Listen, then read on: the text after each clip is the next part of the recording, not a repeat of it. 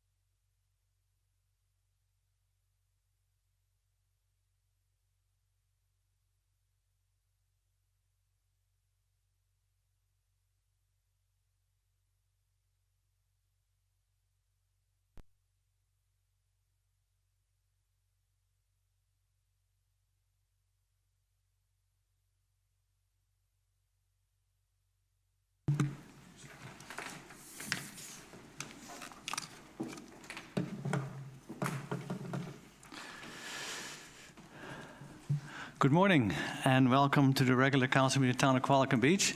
I'd like to start off by acknowledging that we're on the traditional territory of the Coast Salish people, in particular our friends in the Qualicum First Nation. We have the agenda. Could I have a motion? No, we don't need a motion. Is any changes to the agenda required? Then the agenda is adopted by consent. And then we have the consent agenda, but because we're going to have to make an amendment to the minutes of the June 26th meeting, we'll just take them one at a time. So the June 19th, were there any errors or omissions? Seeing none, and those minutes are adopted by consent. And on the June 26th, if you look on page 10 of your agenda package, there is a motion missing. And I believe you got a green sheet from staff that talks about the motion that was supposed to be there, but made by Councillor Skipsey. And the motion reads, moved Councillor Skipsey, Councillor Vander seconding, that council directs staff to bring back a report to an upcoming council meeting on financial options for the request being made by Flowerstone Health Society. And that was carried unanimously. So that motion is missing, and it should be right above correspondence. So that's the amendment. It was an oversight, an honest oversight. Councillor Harrison? Yeah, and I do think it was just an honest sort of miss because it wasn't really in our agenda for that meeting. It's sort of in the middle of things. Yeah. I was just wondering though, is it how, just through the chair to staff, how is this then going to be action? Because it is an existing motion of council. Ms. Morella? Thank you, Worship. Staff are prepared to speak to that today, so a verbal report can be provided. Thank you. Okay, thank you. And there will be, there's a report or a motion, a staff recommendation dealing with that later. So motion, the minutes as amended for the June 26th. Any further errors or omissions? And then those minutes are approved. It was by consent. That the correspondence log dated July 10th be approved as presented. Any changes or requests? Then then the correspondence log is also approved by consent. End of consent agenda. Recognition, nil. Business arriving in the minutes, delegations, correspondence. There was a letter there from Mr. B. Felker. What is council's wish? And there's a recommendation attached to that. Councillor Skipsey. Councillor Vander, discussion? All in favor? Opposed to any? Carried. Thank you. Committee reports. I want to thank Council, especially Councillor Harrison, for filling in for me when I had to leave on a very short notice to Holland and I was gone for almost a month altogether. So thank you, Councillor Harrison, with the support of Council and staff. Well done. Thank you. Councillor Harrison. Thank you. And just so the public's aware, when we're about to be talking about healthcare, but I had a little health thing while the mayor was away, so the earliest doctor's appointment was at 11:30, so if I leave at 11:30, it's a doctor's appointment, sorry. There's two notices of motion I'm just sending on to staff. I don't think we should be talking about them, but if council feels it's an emergency, I disagree, it's an emergency. But one is there was an event for the murder unit for Vancouver Island, and I talked to a superintendent for the RCMP, and I asked him, just as he has a lot of responsibility actually for the illegal drug trade, what are things you think would help? And one thing he said is it'd be helpful for the RCMP if they had information on precursors. So this is something for UBCM. It is past the June 16th deadline for UBCM resolutions. This would be for next year. Obviously not an emergency in my view, since it's a year from now. But it is something that I got feedback from the RCMP about how to possibly make things easier for them to fight the opioid crisis. And the other thing is just something that came out of the committee of the whole about the intersection that we heard about. I talked to staff after that committee of the whole. They said they're already going to be presenting a report probably in September, October on that anyways. But it's just following up on that so there's a paper trail. But we can deal with both of those in the next meeting. I don't think either of those meet the levels of an emergency. So while the mayor's away, I did a couple things. One of them was Canada Day, and that was a really lovely event. And a big thank you to all the folks who did the volunteering to set it up. It is a lot of work to do those events, and I paid particular attention to the difference between the plaudits Qualicum Beach received and the less than kind words Parksville received from some citizens about our Canada Day celebration. So having things like a bouncy castle for kids, having the pancakes and all the food there, it was really great to see all ages truly represented, from young kids with bouncy castles to the cloggers who are a little bit older than some of the young kids, although I'm sure some of the young kids might get involved. There's a couple other things too. There's follow-up meetings for the basically non-market housing task force. There was a council conflict with a task force on homeless meetings, so I wasn't able to attend that one. Sorry, I'm just a little bit flustered and trying to keep things quick, so I won't carry on, and I'll move on to the next person. Thank you. Is this because of the medical appointment? and thank you again for attending these functions and speaking to them as well. Councillor Skipsey. Thank you. Okay, so I have two motions before us that come from my ongoing discussions with the Qualicum Woods Residents Association, as well as numerous complaints made directly by residents, including at the recent Committee of the Whole. So I don't think I need to read out the first one, but I would like to move that. So Councillor Vander, Valk seconding. Discussion. Councillor Harrison. So I think there's two parts to this. I definitely support number two wholeheartedly. I think all of us at the Committee of the Whole were basically chomping at the bit to pass a motion on that, and then Ms. Varela mentioned that there's basically a motion on deck, and here it is. But for the first part, I did talk to Kevin Goldfuss about because it is a straight line from the runway, if that's something we can actually do in terms of setting up the whatever is called a noise-sensitive area, an NSA. And just to the chair, to Mr. Goldfuss, is that something we can legally do if it's in a straight line, set up an NSA underneath that path? Mr. Goldfuss. Thank you. Your Worship, I think it's important to note that a noise abatement procedure is different than noise-sensitive areas. It's also important to note that noise-sensitive areas are not a regulation of Transport Canada, nor are they a requirement. So basically, noise-sensitive areas, Transport Canada has nothing to do with them, okay? So that's really important to note. That said, Councillor Harrison is correct. So the airport has a single runway, okay? 2911, which goes east-west. So that is the flight path for the Qualicum Beach Airport. And what that flight path is 2 nautical miles center line of runway, of extended runway. So when they say extended runway, what that means is that's the flight path. So when an aircraft leaves the airport, whether they're on 29 or 11, it's 2 nautical miles extended center of runway, okay? And that is the flight path for the Qualicum Beach Airport. So when we talk about noise-sensitive areas, they were actually established by the town, by the airport authority, and not by Transport Canada. And that would have happened, I suspect, several years ago when development was happening in certain areas around the airport. For an example, like the Chartwell area, or Lee Road, or east, there's some farm area as well along the French Creek area. And that's when those would have been established as noise-sensitive areas by the airport authority, not by Transport Canada. As I mentioned, it's not a regulation or a requirement. So it would be extremely difficult to put a noise-sensitive area for the airport to establish a noise-sensitive area within a flight path.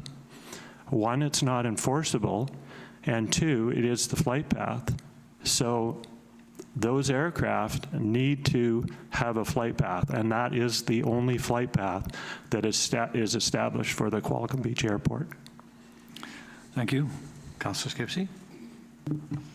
Well, thank you for that. I personally would still like to have a report from staff that would talk about perhaps, I think somewhere along the line, looking at different airports, there was one where specific addresses or like locations, like pinpoint locations where there had been a lot of complaints from one resident was identified. And I wonder if that kind of thing could be considered. Also, I think it would be interesting to know more about the process and how we would go about that. There's also other locations on here that aren't directly below the flight path, and so how would we look at those? Thank you. And I think we had some other emails, and the request was to add Cottonwood Drive to Alders Road. So I think we should amend the motion by adding Cottonwood Drive before Alders Road. Councillor Harrison?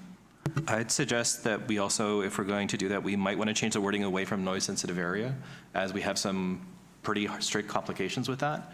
But look at something a little bit more vague, like noise mitigation or reduced impacts, because that way then staff can say, okay, here's what we can actually do to try to reduce noise, and here's what we can't do. Whereas if you say specifically it has to be this one course of action, it might just be, nope, there's nothing you can do within this course of action because of sort of existing legal impediments. Yeah, and I think the motion is flexible enough. It talks about investigative viability. So I think a friendly amendment from my part, if Councillor agrees, is to add Cottonwood, but leave the rest of the motion intact. And I'd just like to add as well that from the pilots that I've spoken with, many of them don't need 2 miles to run after they've taken off the runway. They can turn south sooner than that, unless the weather conditions prevent that. So when it's safe to do so, and we always say that, they can turn left sooner. They don't have to go 2 miles beyond the flight path. So I think there is a lot of trying to work, and I like the term neighborly, that we work together with these people and trying to improve the quality of life as much as possible. So with the motion as amended with the added addition of Cottonwood, I think the motion is flexible enough that staff can work with that. So it's been seconded. Councillor Harrison? Oh, and just we just get division on the two parts. There's essentially two motions. Yeah, no, that's a separate one. So on the first one, further discussion? All in favor? Opposed, if any? Carried. And then the third one, Councillor Skipsey? Well, the second one I'm going to read out because there was a word in there that wasn't supposed to be. So that council directs staff to send a letter to Transport Canada and Environment Canada expressing the town's support for approval of an alternative to leaded aviation fuel. Right. Yeah. Yeah. And I would so move. Second to Councillor Harrison. Discussion? All in favor? Opposed, if any? Carried. Thank you. Councillor Vander Valk. Sorry, you're not finished yet. I have some more updates. Okay. So Councillor Harrison has covered off Canada Day, but this year there's so much going on in our community, and I know people have been out enjoying different events, and I know I have. I was one of the over 300 people that came out to the park to hear local jazz musician Phil Dwyer play. And thanks go to the St. Andrew's Lodge Historical and Cultural Society for all of their work to host that event. And I also wanted to do a shout out to Phil for featuring other homegrown young talented musicians. I think that's really nice that he is mentoring other young people. July 7th, Joanne of Broombusters and I met with the president of UBCM to follow up on our resolution around the control of Scotch broom, and it was quite insightful and worthwhile. July 8th, Councillor Vander Valk and I hosted the council open house, and Councillor Vander Valk has listed the issues raised in her report, so I won't repeat them. And quite a few of them will be addressed by staff reports and responses today. So many of the questions I think will be addressed. July 10th was the monthly meeting of the Qualicum Beach Memorial Golf Course Board. July 11th, I met with a number of members of the Eagle Crest Golf Course regarding their concerns about the future of that course. July 15th was our last Beach Day meeting. So Beach Day takes place this Sunday from 12 noon to 4 p.m. And it will be a wonderful event with something for everyone. And I would invite everyone to come and join us. Parking will be at a premium. So there is a shuttle that will be running from Berwick to the main beach area, and that starts at 11:30 a.m. going until 4 p.m. And as well, this year we're going to be providing bicycle parking So people can hop on their bike and come on down, and we hope to see you there. Thank you. Thank you. And we'll also do some ribbon cutting of the toy library at the beach between the washrooms and the shore restaurant. Councillor Van der Valk. Thank you. I have provided my written report. I'm not sure if it's there, but okay. And probably the one that is would be of interest is the public open house. Many topics were discussed, including a mention to the residents about the completion of the golf course bridge, which is a very well-done project and much appreciated, I'm sure, by golfers and the town as well. The town website and its review, many comments about how it does still need considerable work. An organizational chart, landscaping at the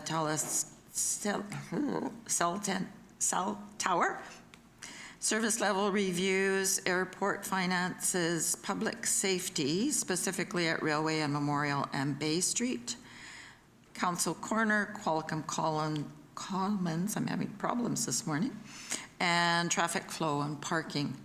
And these concerns were all brought to the appropriate staff members, and the concerns raised particularly for some of the traffic concerns, Railway and Memorial and Bay Street. We are going to be discussing those points this morning, so hopefully that will help to alleviate some people's concerns about those areas.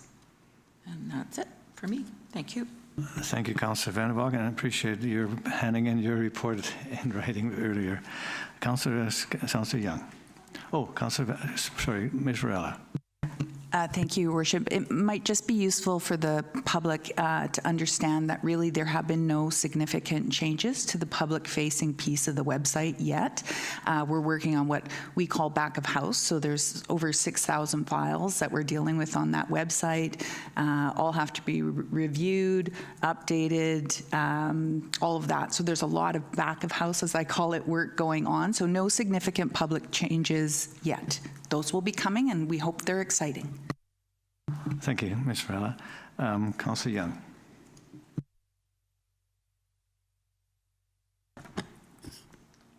I have a notice of motion. Whereas Flowerstone Family Health Clinic is a community-owned clinic operated by Flowerstone Health Society that provides services to approximately 4,000 residents in the Oceanside area who find themselves without a family doctor, and whereas the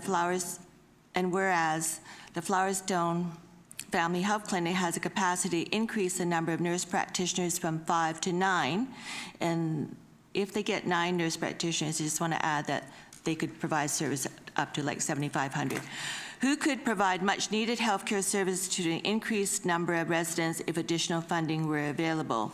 Be it resolved that Council approves the funding request of the Flowerstone Health Society by providing them with a one-time financial contribution in the amount of $10,000, with the monies being funded from Council's Strategic Initiative Reserve Fund for the purpose of Flowerstone Family Health Clinic nurse practitioner recruitment.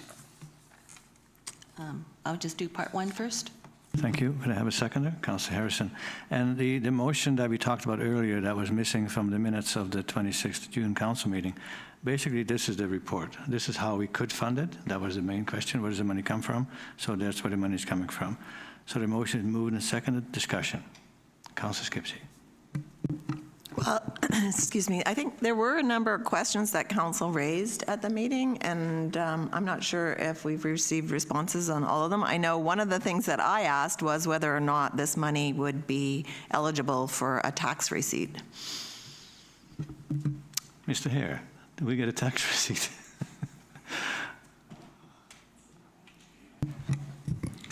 Your Worship, I'm not quite clear on what the objective of the tax receipt would be if the municipality would be providing funding for this money. So if we're providing funding to the Flowerstone Society, there would be no reason for us to receive a tax receipt. Okay.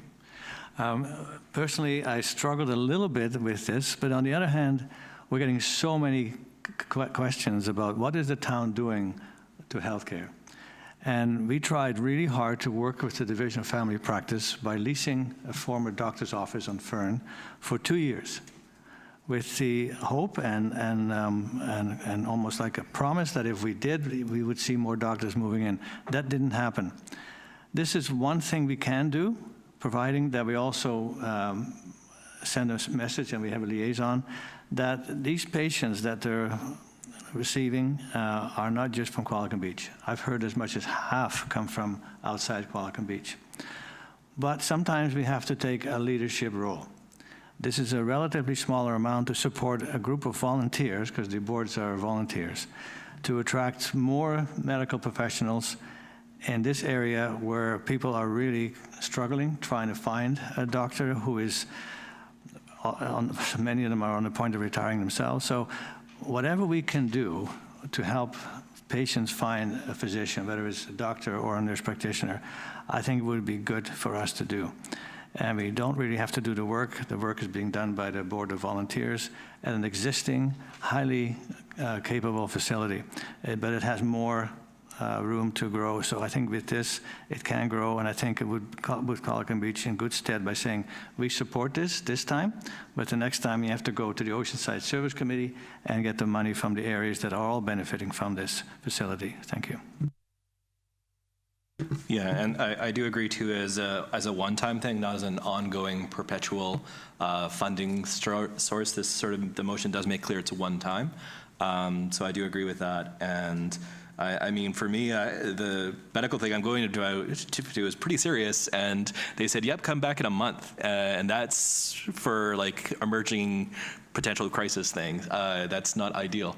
And I'm lucky enough to have a family doctor. So obviously this is something that's front of mind for a lot of people.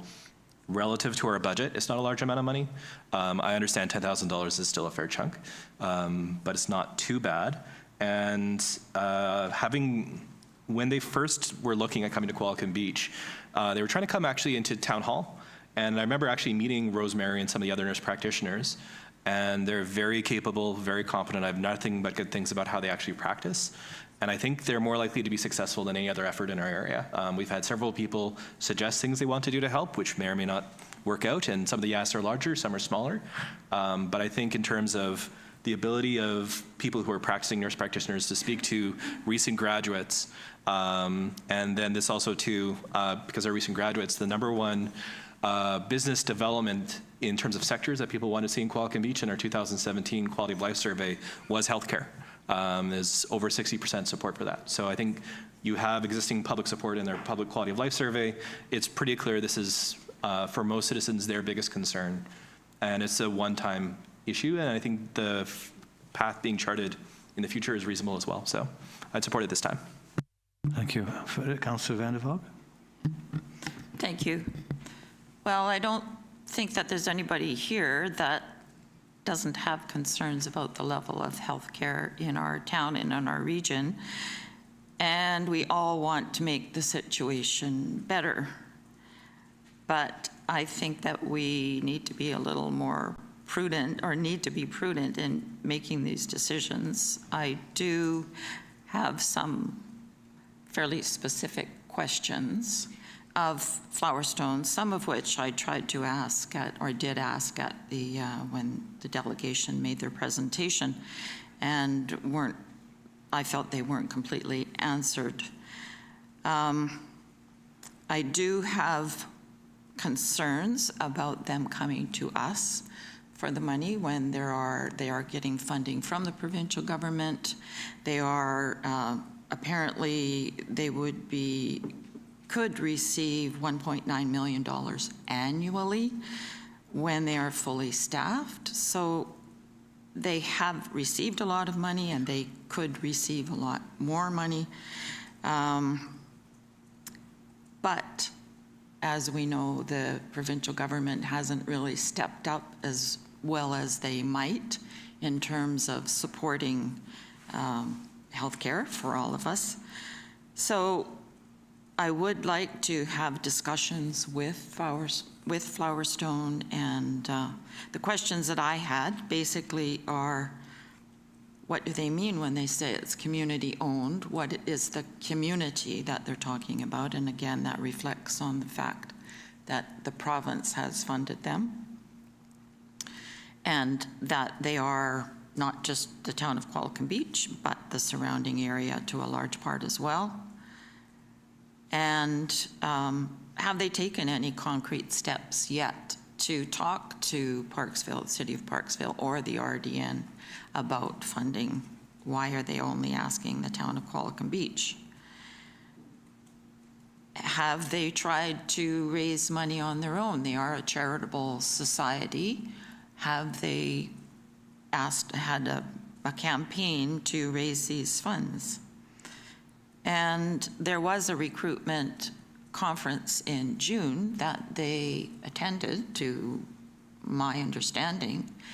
And what were the results of that conference? Did they see any successes? Were there any benefits to attending that conference? Is that a good way to be spending the $10,000? So I do have trepidations about going forward with this. I will support them in the $10,000. However, it is definitely with trepidation. I understand. I think all of us probably feel the same way. Councillor Young and then Councillor Harrison. I'd like to add that in Oceanside, there is 12,000 people that is on the wait list.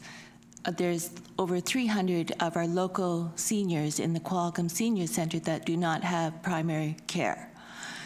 This is a time-sensitive ask. It is a one-time ask. Yes, you know, we do expect Island Health to be there to look after all these medical services, but they do provide, but they haven't right now. This is a time-sensitive ask. There is another recruitment opportunity coming up in the next couple of months, and it's an ongoing process that this nonprofit organization with a board of volunteers need to continue on to be able to maximize the capabilities of the Flowers Dome Clinic. And when we talk about, like, this clinic is here, but most of or a lot of the patients come from outside our community, well, the Nanaimo Hospital doesn't refuse service to you just because you come from Qualicum Beach. It is open to everyone. And also that, yes, they are in the process of asking other communities. They have already put into motion to ask the Parksville Council as well to support this, and then following up with the RDN. It is like the Ravensbourne pool that we have. It is based here. And I agree with Mayor Westbrook to say we need to show leadership here. We need to show that we do care about our citizens and that they have medical support. And also that we just, you know, please support them. Please, even by your donations. And yes, your private donations will get a tax receipt. Thank you. There was a specific question in Councillor Van der Valk's comments, and you said you're the board member, or not a board member, you're liaison with the board. Can you answer the question about fundraising through other groups, not just local governments? They were nominated just recently in the 100 Women Who Cares, but they lost out to Oceanside Hospice.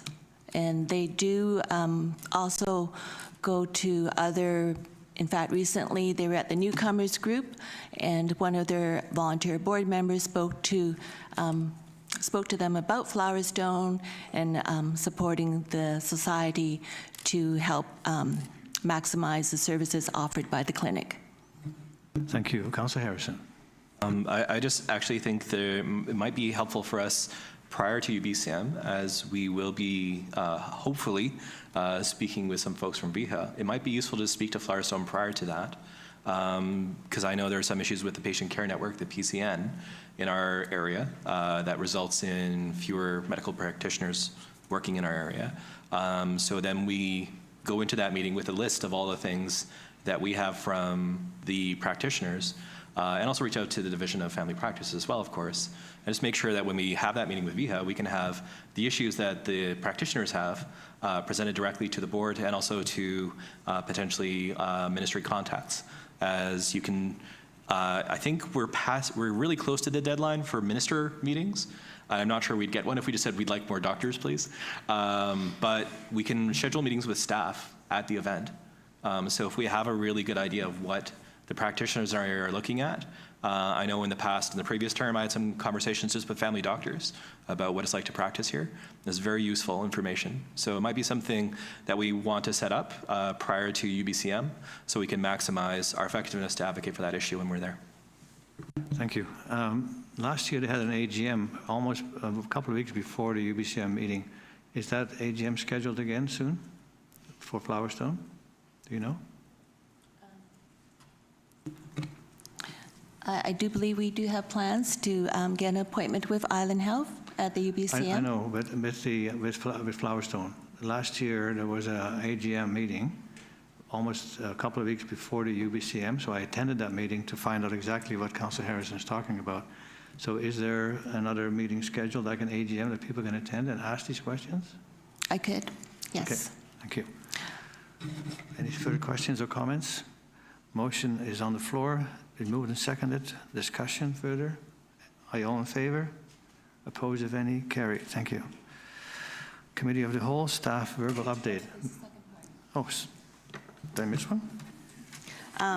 Oh, yes. Second part, that council directs staff to inform Flowerstone Health Society the opportunity to apply for future funding requests through the Regional District of Nanaimo Community Grants Program, noting that this clinic services residents in the entire Oceanside area.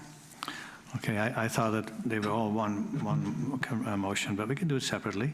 Seconded by Councillor Skipsey. Discussion. All in favor? Opposed, if any? Carried. Thank you. A verbal update from the Committee of the Whole July 10th meeting. Ms. Varela. Thank you, Your Worship. This opportunity is provided for Council today to ask any questions of staff that they'd like, or if staff had any desire to clarify any of the comments that were brought forward. We were really excited to provide the public with the opportunity to speak on two such important matters directly to Council, the airport and public safety.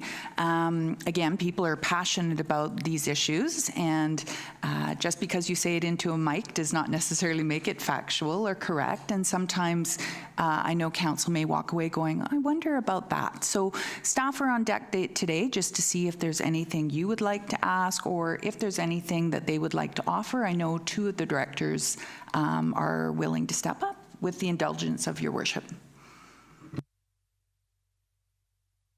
Thank you, Your Worship. I think I'll hand it to the Director of Infrastructure Services first, Director Dickinson. Thank you, Your Worship. Just a quick update from some of the questions that Council and some of the residents had raised at the Committee of the Whole on the 10th. One was 19A, regarding the improvements to 19A as well as paving, and it is scheduled in the financial plan to be milled and paved in 2026 and 2027, starting at Memorial and going to the west basically until the money runs out. There's about $1 million, $500,000 budgeted each year to do the repaving.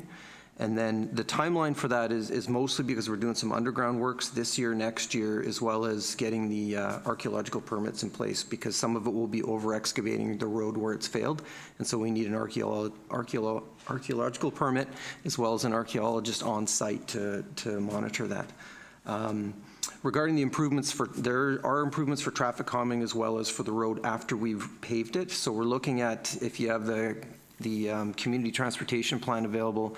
Page 28 outlines a nice map of what we're proposing with signage improvements, center medians, as well as to calm traffic, as well as additional pedestrian crossings, basically starting from the Shady and going towards the west.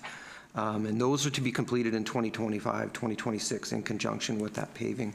We also have our vehicle activated sign, which was raised at the meeting and asked if we could put it at Laburnum and 19A, just warning with the summer congestion we have. So it has been there since last week, and just a warning about the congestion, and as well as, unfortunately right now, it also is able to track volumes and speed, but for some reason it's broken, so we're trying to get the manufacturer to come fix it. But in the meantime, at least it's providing warning to any, especially tourists coming into town along the old highway, that there is congestion coming up, because they're going through some rather quiet areas, and then they come to our beach where it is not quiet at all. Some other concerns that were raised were Memorial Railway and Village Way, which was just mentioned. Related to speed, I did put a call into the staff sergeant at the RCMP. He's away until Monday, so I'll follow up again and see if we can get a bit of enforcement, and that's southbound on Memorial, because we do see some people coming around those corners trying to drive as fast as they can, apparently, at times. So it'd be nice to get some enforcement out there just to remind people that the speed limit is 50 kilometers an hour. There will also be, in the bus depot transportation study, which is later on in the agenda, there's mention of, at the corner of Railway, where the north, I'll say west corner, where there's a business there that in the past has parked vehicles there, which is challenging for sightlines, and they would like to maintain their parking there. But in the study that we'll look at today, or was presented before to council, we are talking about putting no-post, like flexible no-post bollards along that fog line and repainting it and limiting parking there, because what that will do is people won't be cutting that corner, so they will force them to slow down physically, as well as another mention in that report is to put a pedestrian crossing at Railway on that north side, which we can look into at council's leisure. The challenge with that, talking to our other transportation engineer, is you have to be 100 feet away from the railway, which it's not, so we would need a variance. There are sightline challenges for people coming southbound, so you would need rapid rectangular flashing beacons for the crossing, but also an advance one on the north side, warning people that when you come around the corner, there is someone potentially crossing. And with that, just with a lot of the infrastructure there, it could be a little more expensive than our usual. But we can definitely look into that. Another challenge with that is just, again, talking to that property owner, the business owner on that corner, and trying to mitigate their parking challenges as well as improve the safety of that corner. Another point with that is with that zebra crossing, one of the reasons in the bus depot study they looked at it was really about the farmers market, and another avenue we could take is approaching the farmers market and asking them if they could do traffic control, have somebody do traffic control during the events, and whether that might be a more cost-effective solution than putting in a pedestrian crossing. There's also, I'll say, because I went out and looked at it after the meeting, and coming up Memorial southbound, there is an advisory sign in the trees warning of the sharp corner. It is covered by branches, which, timely as it is, our operations department over the next 3 weeks are actually going and cutting back a lot of the vegetation, as well as they have started repainting the lines now that for the last few weeks we've had nice weather, and cleaning up and replacing some of these older signs as well. So that's all in the works. And that's what I have for an update. Thank you. First of all, I just want to ask everybody to be respectful to whatever comments council or staff make from the gallery or otherwise, that we don't roll eyes or huff and puff when somebody says something you may not agree with, but be respectful. Thank you. On the issue, because that came up significantly right by Railway Street, and it's not part of this report, but in the bus garage report on page 191, it has actually a chart that shows the different options. And I know on the area where I live, there was always a speeding concern coming off West Crescent onto Arbutus, and the crosswalk is put on a speed hump. And this is such a serious concern for so many people going to the market, wandering around. They don't take straight lines across, they take angles, and there's all kinds of traffic and activity, and it's good. But I think perhaps a crosswalk on top of a speed hump in the area, if we need to require a variance, we may have to do that. But I just want to make sure that people know we heard the concerns, we are aware of the concerns, and that may be one other option to slow people down as they enter that area where so many people are crossing. Thank you. Anyone else? Councillor Harrison. Just a 2-second question. We've had discussions before about electrification at the airport and three-phase power. I was wondering if there's any updates about discussions with the BC Hydro about what we need to do on our side. Ms. Bella? Your Worship, with your indulgence, that could be a good segue into asking the airport manager if he has any points for clarification coming out of the July 10th Committee of the Whole. Mr. Goldfuss. Thank you, Your Worship. With respect to BC Hydro and three-phase power, we have not to date had an update. We will follow up on that, and we can report back to Council once we learn more. The last we had heard that they were doing a study, not only with Qualicum Beach, but other airports on the island to see what it would take to bring in three-phase power, but we will report back as soon as we get the information. Councillor Harrison. And just forgive me, I'm not sure, because I know we've talked about this so many times. I'm not sure if there's an existing like resolution or anything, just because I'm just thinking of the amount of staff time that might be involved with this and presenting a report back. Is that something where we, just through the chair to maybe to Ms. Varela, should we have a resolution asking for a report at a future meeting and with an indefinite timeline? Thank you. Ms. Varela. Your Worship, I'd love to check the council resolution to make sure there isn't one standing, but I will keep that issue top of mind. Thank you. Any other comments to our staff? Then we'll move on with financial services. Mr. Hare. And there are a number of recommendations or issues that we deal with. I'd like to go to the presentation entirely before we... Pardon? Is Mr. Murray not on deck? Oh, I didn't see him, so I thought maybe he didn't come. Ms. Varela? Your Worship, I do know that the airport manager did want to provide another couple qualifying comments still on the previous agenda item, as well as the Director of Finance. And I was trying to get you to your doctor's office as soon as possible. Sorry about that.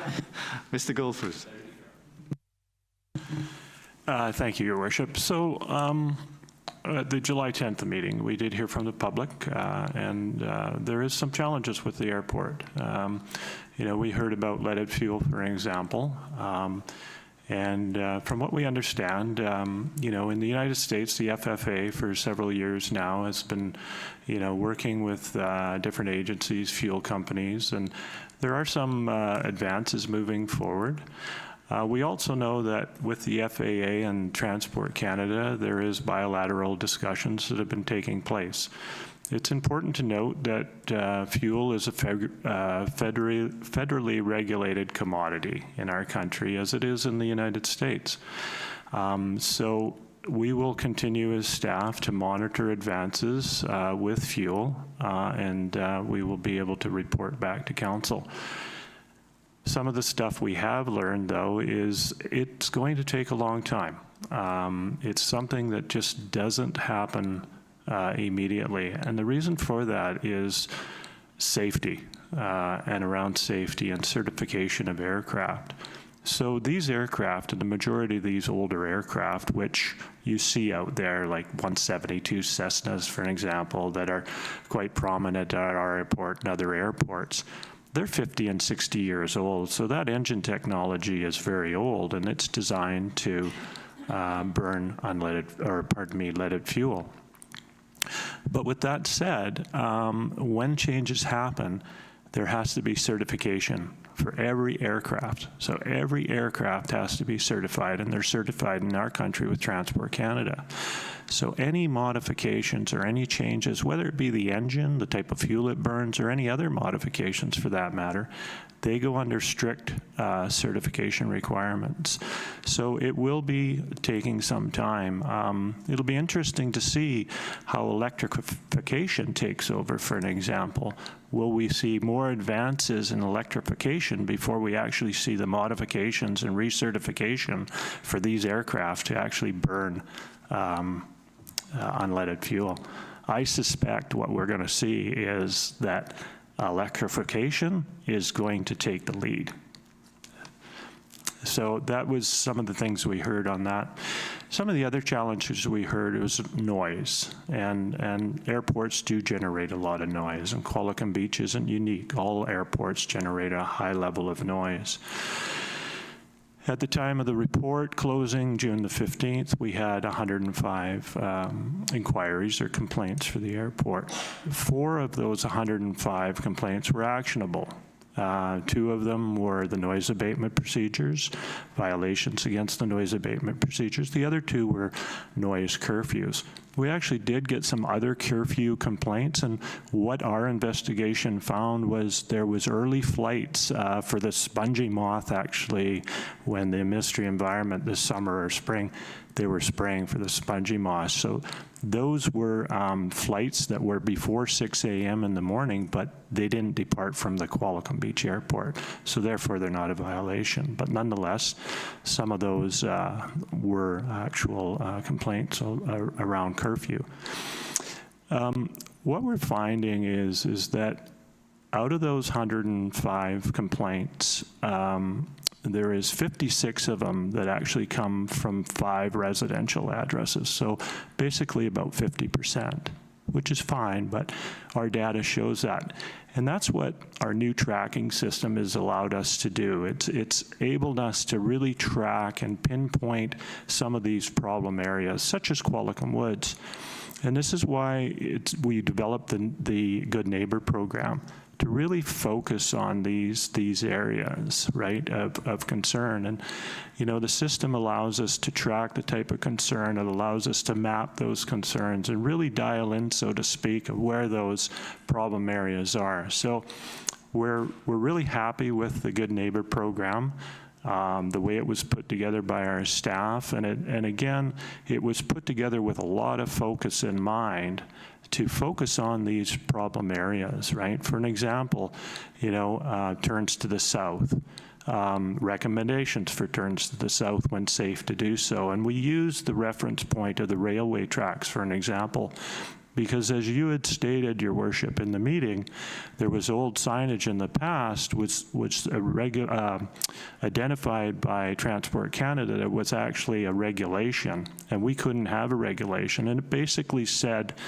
that planes turn to the south 250 degrees at the railway tracks. So the reference of the railway tracks has always been a reference point for turns to the south when safe to do so. And the reason for that, again, is safety, okay? And the safety part of it is when aircraft are leaving off of 29 and they're heading to the railway tracks, most of them are at approximately 400 to 450 feet of altitude. We have to keep in mind the safety factor of that, because most of the trees around the airport are already at 100 feet. So when we say safe to do so, a turn to the south, it's important because pilots are left to their own devices to make their own decisions, and that's why it becomes a recommendation, not a regulation. So I just wanted to touch base on that and what we heard. I'd also like to talk about the time that it takes to investigate, for staff to investigate these inquiries. It's a substantial amount of time. Approximately for those 105 complaints, approximately 150 hours would go into something like that, which is a substantial amount of time. There were some comments made by community members that, you know, perhaps we don't read the complaints and we don't understand them and we just brush them off. Well, that's not the case. I can assure Council that every complaint is taken very seriously. We investigate it thoroughly. We refer to our CCTV system if required. And like I say, it takes an extremely a long time to ensure that our responses are accurate and correct. And that's one thing we will continue to focus on, so that we have correct information that we can provide back to the public. So. I have a question as well that came up, and that's about the flight school, or some flight school, landing and then taking off and then do another orbit, and that we don't charge for that. Is that accurate, that we don't charge people when they land and take off for their learning experience?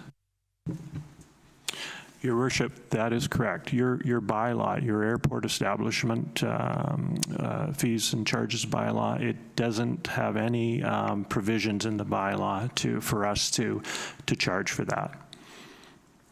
Then I will be making a motion soon to correct that. Thank you. Councillor Harrison.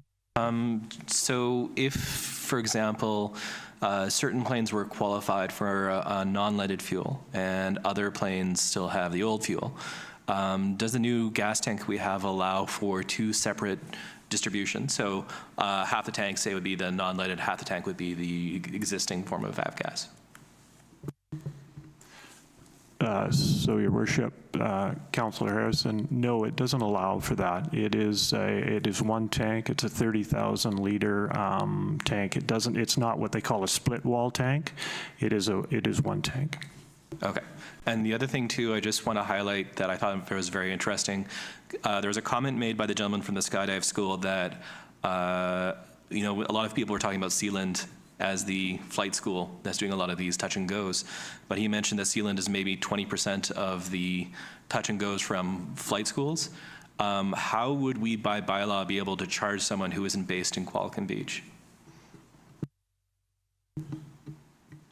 So, Your Worship, one of the things we heard from a community member is there is technology out there, and from what I understand, it's called Vector, and that's one of the technologies that's out there. I've since the meeting, I've been looking into that, and indeed there is a program out there, and it is called Vector, and I'll be looking at, you know, into it with further detail, but the information that I have so far is it's an automated program. And basically it's set up, it would be a camera type system, and it's all automated so that it would be set up. I'm not quite sure how it would be set up at this point, but basically it's set up to monitor and collect information or data on arriving and departing aircraft. Thank you, Your Worship. I would just like to clarify that, you know, Council could definitely flag for strategic planning this coming fall that is something that you'd like to look into.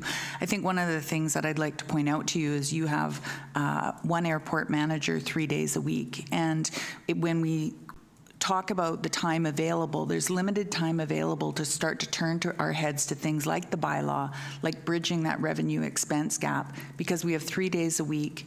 We have regulatory requirements, robust reporting, a lot of public inquiries that need to be responded to. So again, Council has to decide on what your level of service is. So that would be a good discussion for strategic planning this fall. I understand that, but I also think that by charging an appropriate fee for touch and go and taking time to do the bylaw rather than trying to respond to all these other complaints, we may have less complaints. So I think it may be better time spent on making a change to the bylaw so that we can charge people for touch and go and will reduce the number of complaints. I have a feeling that that will help us, but both from a financial perspective, but also from the effect of people saying they can just fly in here for free. So personally, that's just my personal take, I would rather spend your time on changing the bylaw than spending an hour to every complaint, which from your own record shows that, you know, there's only 4 that were actionable. So I'm going to have to talk with staff about that, but that's where I'm going with this, because if they can charge elsewhere for touch and go, then we're missing the boat, so to speak, by not doing that. So from my priorities perspective, I'd rather see you change the bylaw than perhaps respond to all the complaints, which will continue to happen and get worse if we don't do something that's not just a Band-Aid, but actually fixing something that I think is missing. That's just my point of view. And I will be making a notice of motion for the next council meeting to direct staff to and I shouldn't be saying anything, but you know what I'm thinking. This needs to be addressed. Thank you. Anyone else? Ms. Varela? I believe the Director of Finance also wanted to provide comment on the airport budget reporting. Thank you. Thank you. Mr. Hare. Thank you, Your Worship.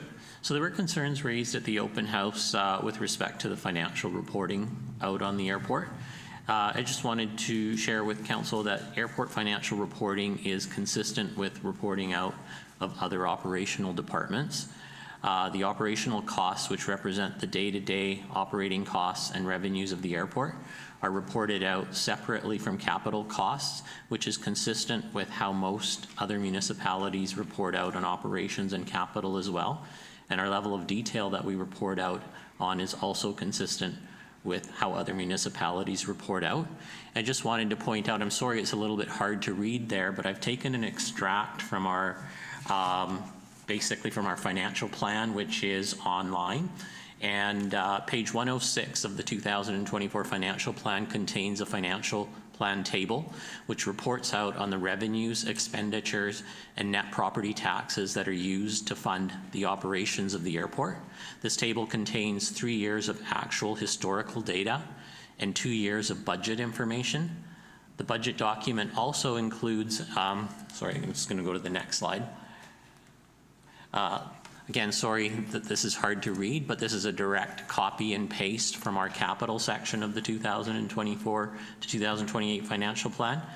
And it contains a detailed table on the budgeted capital projects and budget provisions and the funding sources for those capital budget provisions in the financial plan. So in addition to the projects that are, and this is a 5-year projection, basically for the next 5 years. And then in addition to that, our quarterly update to council includes detailed reporting on the actual expenditures on each capital project by project area.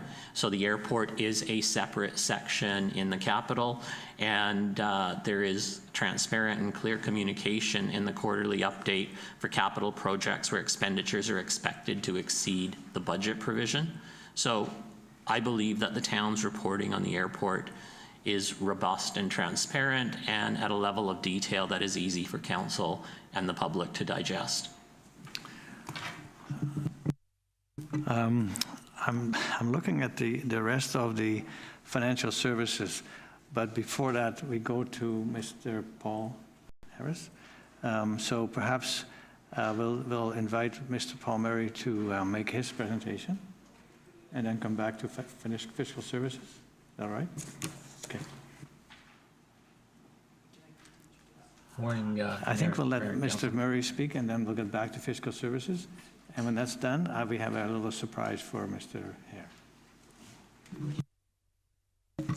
Thank you. With your indulgence, I'll just introduce Mr. Paul Murray. He's the principal consultant at Brentwood Advisory Group in Brentwood Bay. Previously, Paul served as the Director of Financial Services and Chief Financial Officer with the District of Central Saanich, Chief Administrative Officer with the District of Saanich, and with other municipal governments. Paul's leadership roles also encompass acting as interim executive director and president of the Government Finance Officers Association of BC and as a board member with the Local Government Management Association, including the role of president.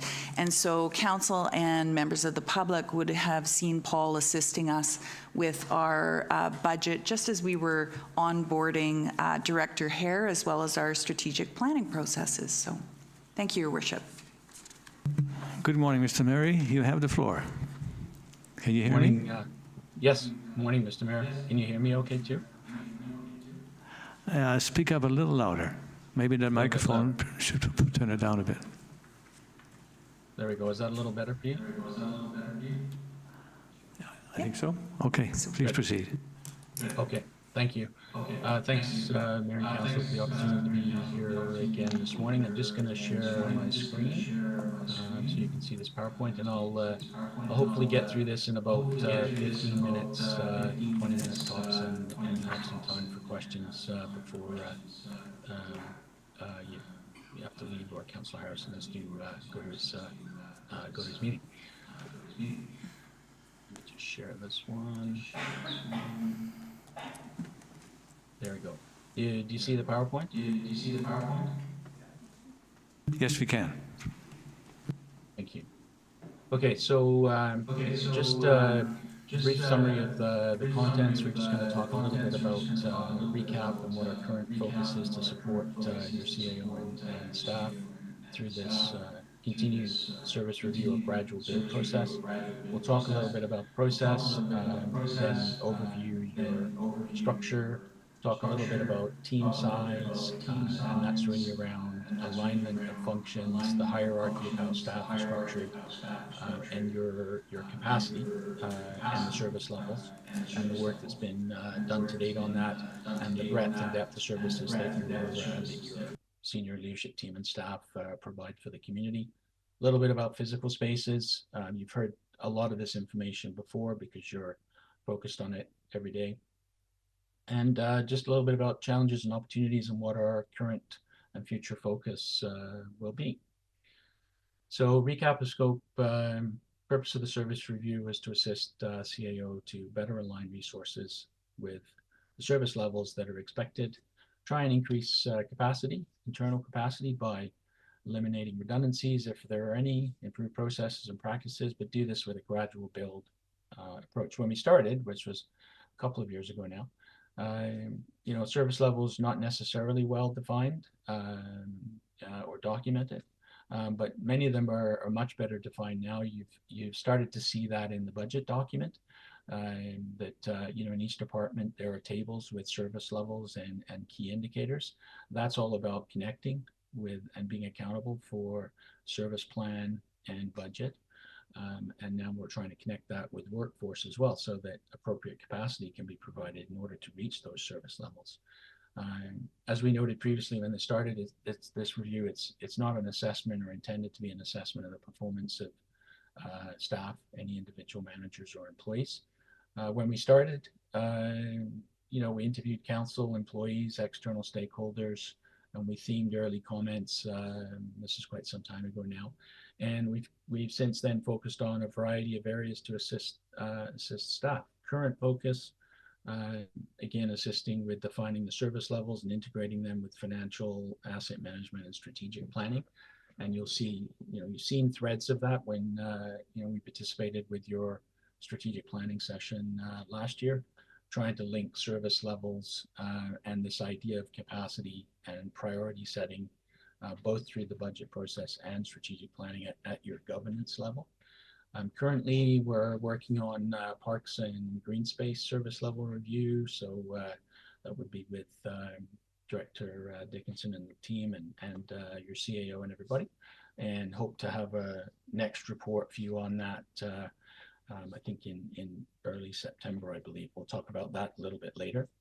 And we also, on a flexible basis, just assist your CAO and staff in developing individual change management strategies if they need it. Again, using this gradual build transition approach. So that gradual build approach is based on good change management practice, which means taking the time to make changes on a step-by-step basis. So it's not jump in and try and change everything at one time within a couple of months. You build on successes, so you avoid the organizational stress as much as you can that comes with change process. Still be there, but you work to minimize that. You build on what is working well, while you also keep identifying opportunities for change. So that's the continuous learning piece. And that's also connected with helping the organization become a learning organization, which is a key strategy. So the gradual build periods coincided with your new CAO or a CAO that has been with you for a little bit of time now. Also restructure decisions. We've had some staff retirement, senior staff retirements and changes. So lots of opportunities to think about alignment, hierarchy, structure, and how all these things connect. As we said at the start, and I know Council knows, requires considerable commitment to keep going by both Council, CAO, the senior leadership or management team, and the staff. Change management's an ongoing and substantial effort. Good progress has been made in the first almost half of Council's term and tenure of your CAO. So we think about structure, typical organizational structure. I know you know this, but we'll just briefly run through it. There's no formal guideline for a typical corporate structure for a town, a district, or a city per se. It's not regulated. The Union of BC Municipalities states that, as we say here, most medium to large organizations have departments, as you see here. They tend to get grouped or aligned in like spaces. You can see corporate and legislative, public safety, finance and technology quite often as together. Planning and development, and then engineering. Sometimes Parks and Rec is separated, sometimes they're together. And side relationship in this case with RCM police, if you have that, or your own municipal police force, which sometimes could be under a public safety function. So the town, the structure is quite similar, and every town or district or village is going to be slightly different, but follows the same general context. You have the same thing. You have a planning and community development area, fire department, as you know, focus on HR, which is something significant that we talked about at the early part of the start of the process, which you've put some capacity to, which is great.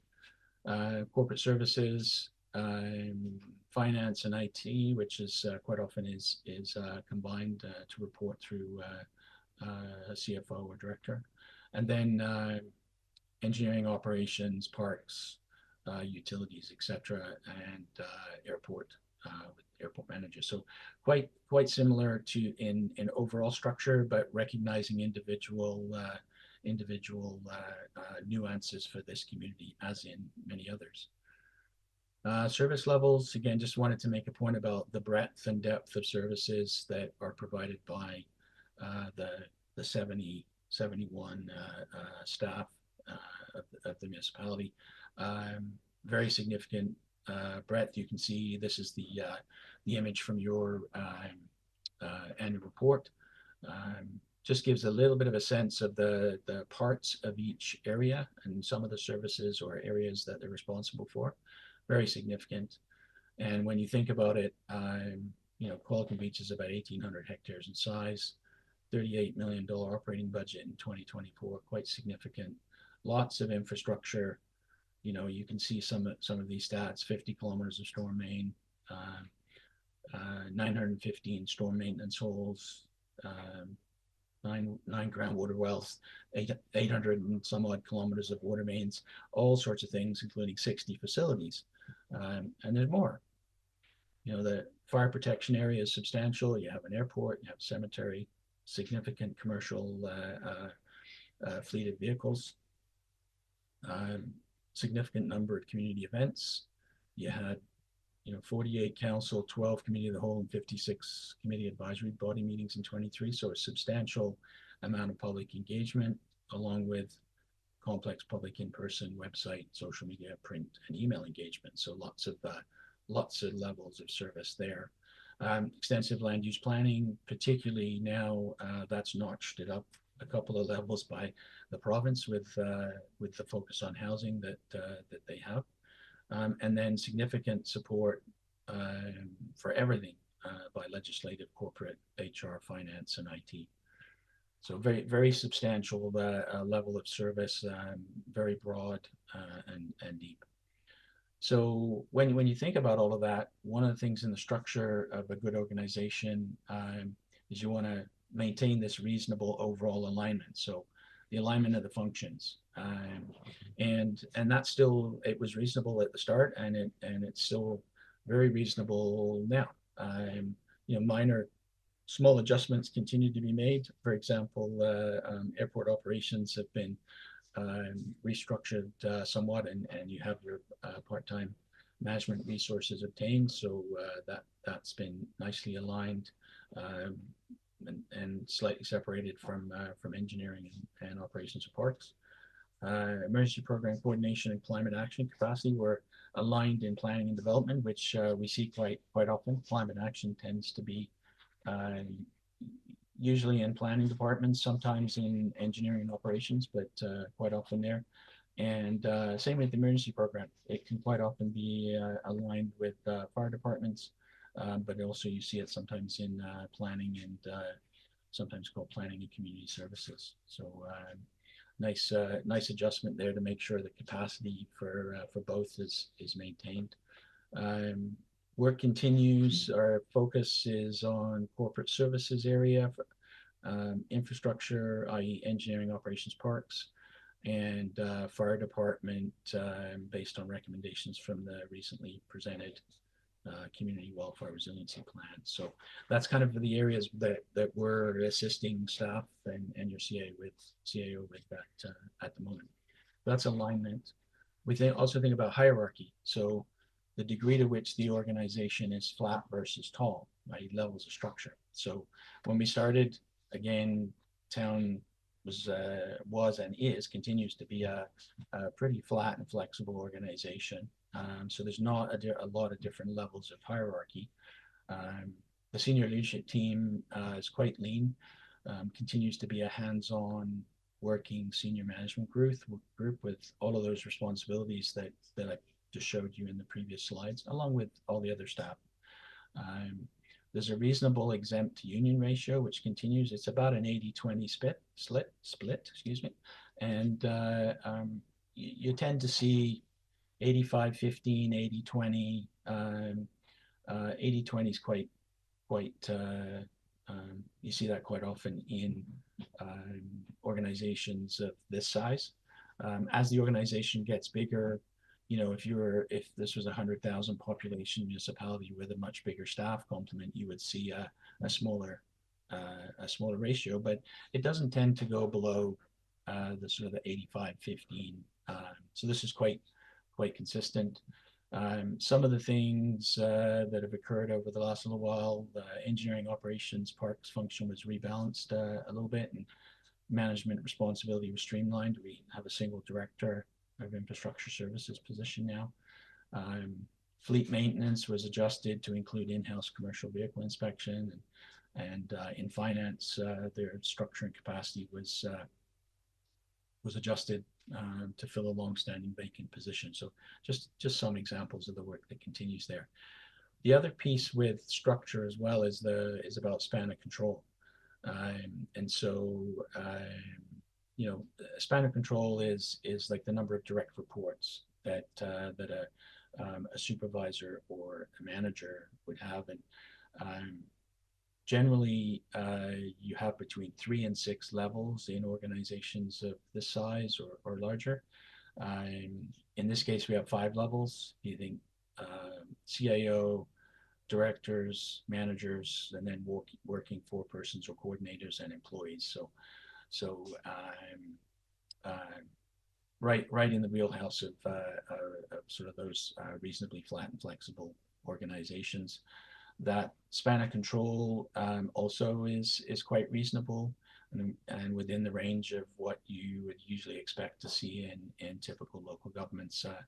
Optimal span of control is between 5-1 and 8-1 for knowledge-based work, and that number rises where the work is repetitive or routine in nature, sometimes up to 15-1, for example. And you would see that a little more, say, in public works, where perhaps you have a fairly substantial crew that reports to a foreperson, might be a working foreperson in this case. And then you may have your 3 or 4 working forepersons report to the manager and or director. So certainly well within the range of those optimal spans of control as well. So all good there. Capacity, always the key consideration, and there's been lots of work on you know, providing capacity in some very creative ways, so it doesn't always impact on property taxes. You know, when we first started, again, there was conversation about capacity and or alignment pinch points in corporate services, communications, climate action, lots of places, engineering and operations and parks, asset management, finance, purchasing, and human resources, health and safety. So, you know, workforce currently is 71, which is, I think, 68 plus seasonals, and that's currently funded. And that group tries to provide, you know, that really significant range of services that we were talking about previously. That's also topped up by some services that are provided by contract in certain cases. The team size overall is generally, again, quite consistent. It's about 8 FTPE or full-time equivalents per 1,000 population, which is quite consistent. They're never going to be exactly the same because every municipality is a little bit different, but nothing significantly different there at all. Many of the areas, several of the areas where capacity has been stretched and service levels impacted have been addressed. I know there's still significant areas, and especially in this market where lots of municipalities are seeing the same issue with vacancies and staff turnover. It's an employee market now, and lots of opportunities. So that's one of the challenges and opportunities we'll talk about in a couple of minutes. It's important to note that we saw that the capacity increase that we'll talk about in a minute have all been achieved through a mix of things like some property taxation, but additional budgeted revenues were used as well, including some of the new construction and permit revenues, a little bit of accumulated surplus, use of the strategic initiatives reserve that you've established now, and leveraging some future savings from reduction of worksite premiums, which is a very creative way to try and manage the impacts of providing that capacity. So some examples, capacity, the capability to do something. Just wanted to give some examples of the areas where capacity was stretched and service levels impacted significantly, and they're continuing to be adjusted through this gradual build process. So if you recall at the strategic planning sessions, there was discussion about some capacity needed to deliver the significant strategic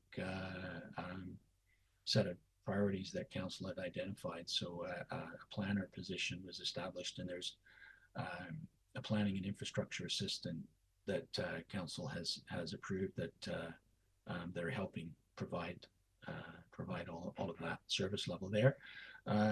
Detachment services assistant at the RCMP for civilian support, the CIO office and corporate communications and engagement. There's some contracted resources and 2 employee positions there, the executive office coordinator and the corporate services assistant, that are both currently vacant. Part of the struggle that I alluded to that many municipalities see, there's just lots of turnover because there's lots of opportunities in the market at the moment. HR, health and safety, you have that new HR position added, which is an HR and safety coordinator. The airport manager is a part-time contract that's been established. New custodian, facility support position, engineering technician, which is also, I think, currently vacant, that's been established. And then asset management, where you'll also be hearing from our group later on, actually next week, I think, about that. And also building internal staff expertise. So there's still numerous vacancies that still exist, and there's active recruitment that is always underway for that. And so service levels can be impacted temporarily while those occur, but every effort's made to replace as quickly as possible. Lastly, the physical spaces, and again, we talked about this, the early part, and it's not something that council doesn't know. We talked about it before, that public works and parks operations facilities are not up to current health and safety standards or the needs of a modern, efficient workplace. Thought about centralized hub, if that's possible, somewhere to really capture some efficiencies of operations. So that's always on front and center. Town hall's in good shape, as you know. Sometimes a little bit of internal redesign could capture some efficiencies, and I know that's always on the mind of staff, especially as capacity is increased to provide the service levels. It's also affected by modern workplace post-COVID. Employees want more flexibility and the ability to work in the office most of the time, but some of the time from home, and so that translates to slightly different needs in the office. It doesn't mean it does not mean you need less space. What it means is you may need to adjust the space that you have to reflect that. Also, further work needed to define service levels that we continue to do or help staff with in your CAO, and that will help define future operational physical workspace needs. The workplace modernization facility is budgeted in your financial plan, and preliminary site assessments are underway. So that's good to hear that's on, at least started. Challenges and opportunities, and we always think challenges are also opportunities, as does your CAO and staff. A lot of the change management piece is around organizational leadership and collective culture setting, and that's been advanced and it continues. It takes a lot of effort and requires patience and takes the support of council, which has been there. You know, the work that staff and the CAO have been doing to establish, we talk about as framed as a psychologically safe workplace, has been significantly advanced. Still more work to do there. A lot of the existing service levels have been integrated with financial and strategic planning, and you've seen that in the budget document, and as part of that that best practice document that your CFO is leading. Further work needed to continue to operationalize those service levels and so that they are a part of council's governance process each year during the budget process. While we do that, so there's some opportunities there. While we do that, the organization also continues to adjust to significant increase in demand for service that's created by a variety of factors, such as the provincial housing legislation you've been hearing about, Emergency and Disaster Management Act, disaster risk reduction and climate adaptation. As you heard about today, the complex responsibility regulations around airport operations, the new Fire Safety Act, and then Wildfire Resiliency, Fire Smart, just to name a few. And those are all, you know, additional or things that have either been added to council's plate and the staff's demand for service over the last little while. You combine that with, as every municipality is dealing with, aging workforce, changing workplace dynamics, and that collectively make your talent management and workforce and succession planning more complex. So that takes more time, creativity, and expertise to get right. Space needs, there's some opportunities, as we said, and good to see work moving ahead there. And there's still a little more of a little heads up that there's probably some potential for realignment and capacity might be needed in fire, engineering, and parks, depending on the level of service that council desires and your decision making moving forward. And we'll be working on that as part of our future focus. So we're continuing just to help CAO and staff in whatever way we can to keep the good progress going. Embedding the values across the organization and helping develop the service levels and connecting financial planning with strat planning, with asset management and the operations. And all of that helps develop the culture that's committed to and resources team building on multiple levels in the organization. I've talked about embedding the service levels, using the GFOA Distinguished Budget Presentation Award program. And you've seen that now in I think 2 budget cycles. So, and that's being refined by your CFO and team every time it cycles around again. Focus on helping with improvement of physical spaces if that's needed as it relates to service delivery, and you know, continue to help with defining and assessing what kind of capacity is needed to deliver those services and strategies of council. Currently, that's parks and engineering, and our next presentation at council will likely be on parks capacity. I think possibly in early September, subject to council schedule and CAO and leadership team's priorities. And that's it.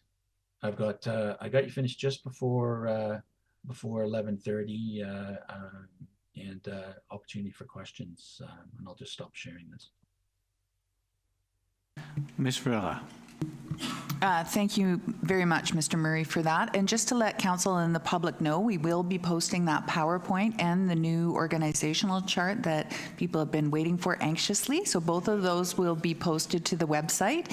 And when council is asked future questions now, you can just direct people to that. So much appreciated the support on pulling this across the finish line. Thank you. Yeah, some of the displays are a little hard to read, so sending it would be good.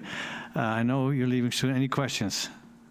Sorry, the reason I left further was for a phone call. I've got an extra half hour, so they're busy. But I do want to focus folks' attention. This is the majority of where your taxes go. This is to staff. So this, even more than capital projects, this is actually what your taxes are paying for, is for all the people doing the work in our community. And I think Mr. Hare has used this slide before, where there's 3 concentric circles, and it talks about service levels, density, high taxes. And basically, you have to make a choice and try to get low taxes, high service levels, and low density is a center which says does not exist.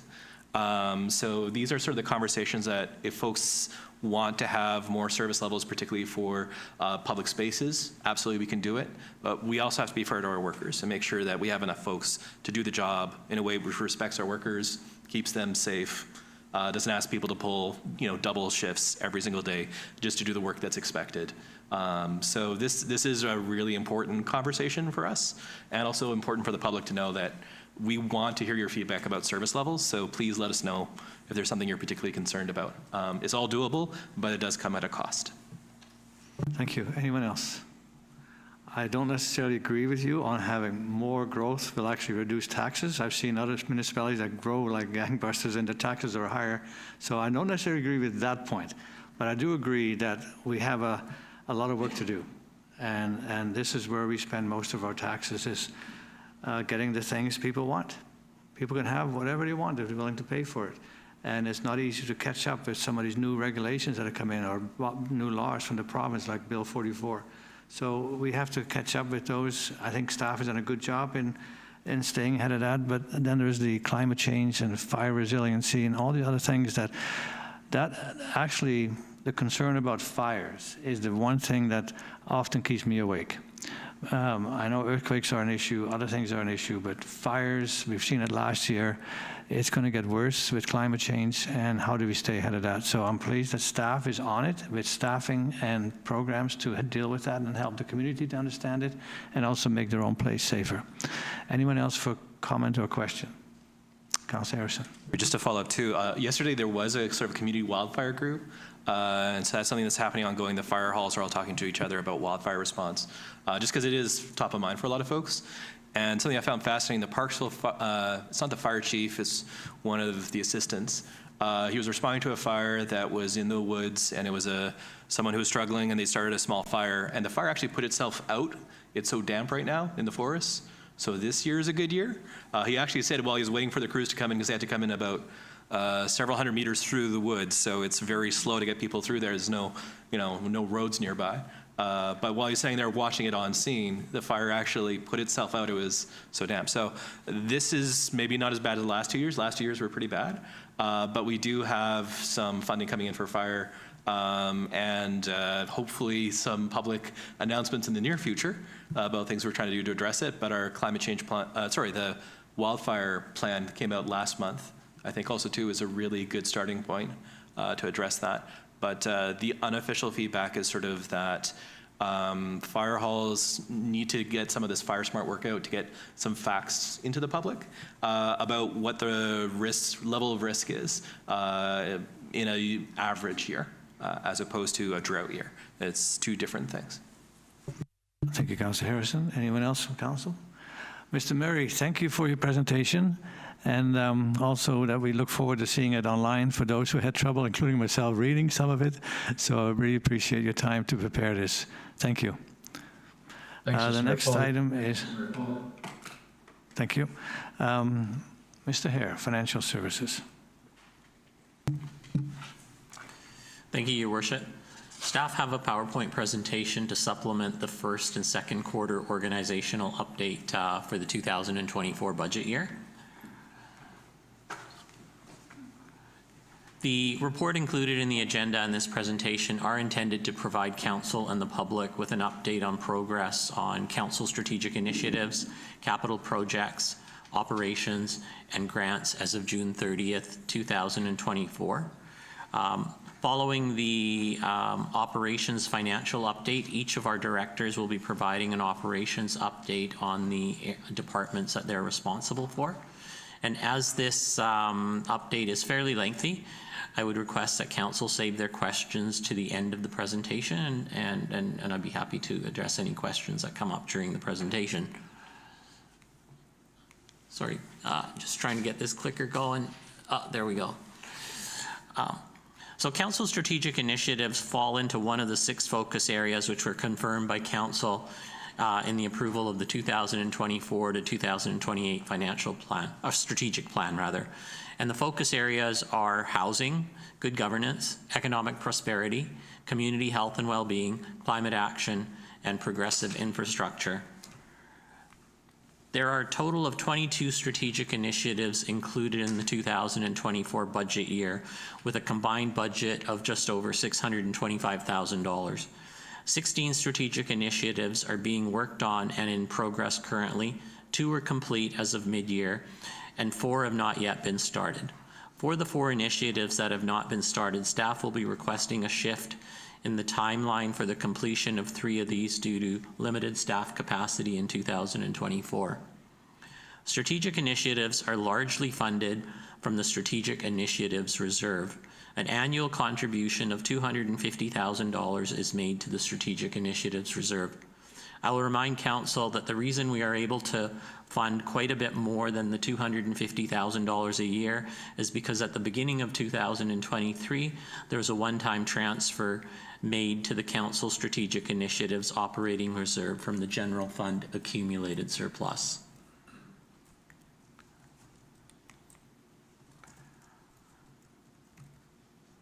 For members of the public wishing to follow, and council wishing to follow along with the agenda package, page references to the agenda package are provided at the top of each slide. They may be a little bit, they're a little, I can read it when I take my glasses off, so. So we're on page 47 of the agenda for those who are following along. So there are 7 initiatives budgeted in 2024 in good governance, in the good governance focus area. 3 are in progress and 1 is 100% complete, and staff are proposing a shift in the target completion date for 2 initiatives in good governance due to limited staff capacity in 2024, as I'd mentioned earlier. The collaboration with Qualicum First Nations, which is showing as not started, is a placeholder for discretionary council decision making. Work on the redesign and a redesign of the website is well in progress, as our CAO had mentioned earlier, with a focus on replacing the existing website with a clear and easy to navigate site with improved search functionality. And staff will be coming forward to council with that in Q4 of 2024.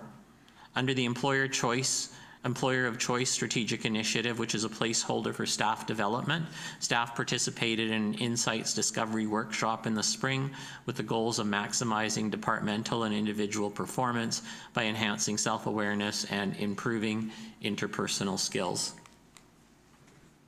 Of the 4 initiatives in 2024 under Community Health and Well-being, 3 are in progress and 1 is complete. The organizational service review, which you just heard on from Mr. Murray, and the service was a service review update that was presented earlier this morning.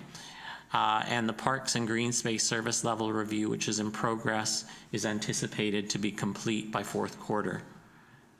Staff are preparing to reissue an RFP for a consultant to support the Quality of Life Survey, which is anticipated to be complete by Q1 of 2025, and staff will be proposing a shift from the original timeline proposed for this initiative.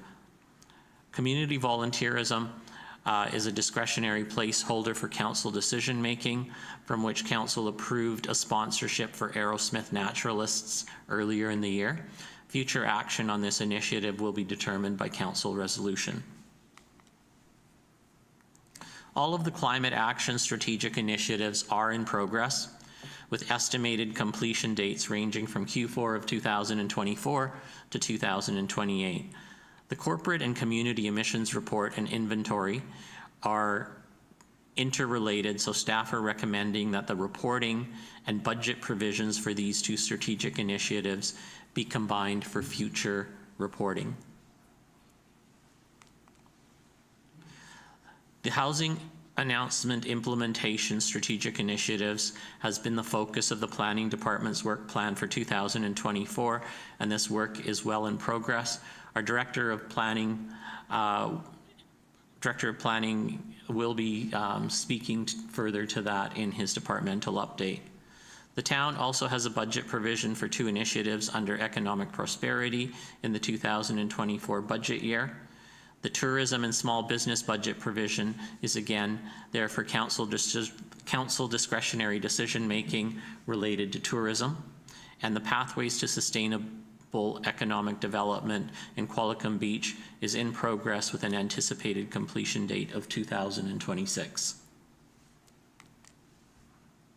Under progressive infrastructure, the intake for BC Hydro lease lighting closed in Q2 of 2024, and council awarded review of 25 BC Hydro light complaints that were received between September 1st, 2023 and May 1st, 2024 to a consulting firm called E2 Engineering. The asset financing strategy, which addresses sustainable funding for asset replacement, is in development and will be presented to council in Q4 of 2024. Staff recommendations. There are 4 staff recommendations related to strategic initiatives, of which 3 are included in the staff report and 1 was added subsequently.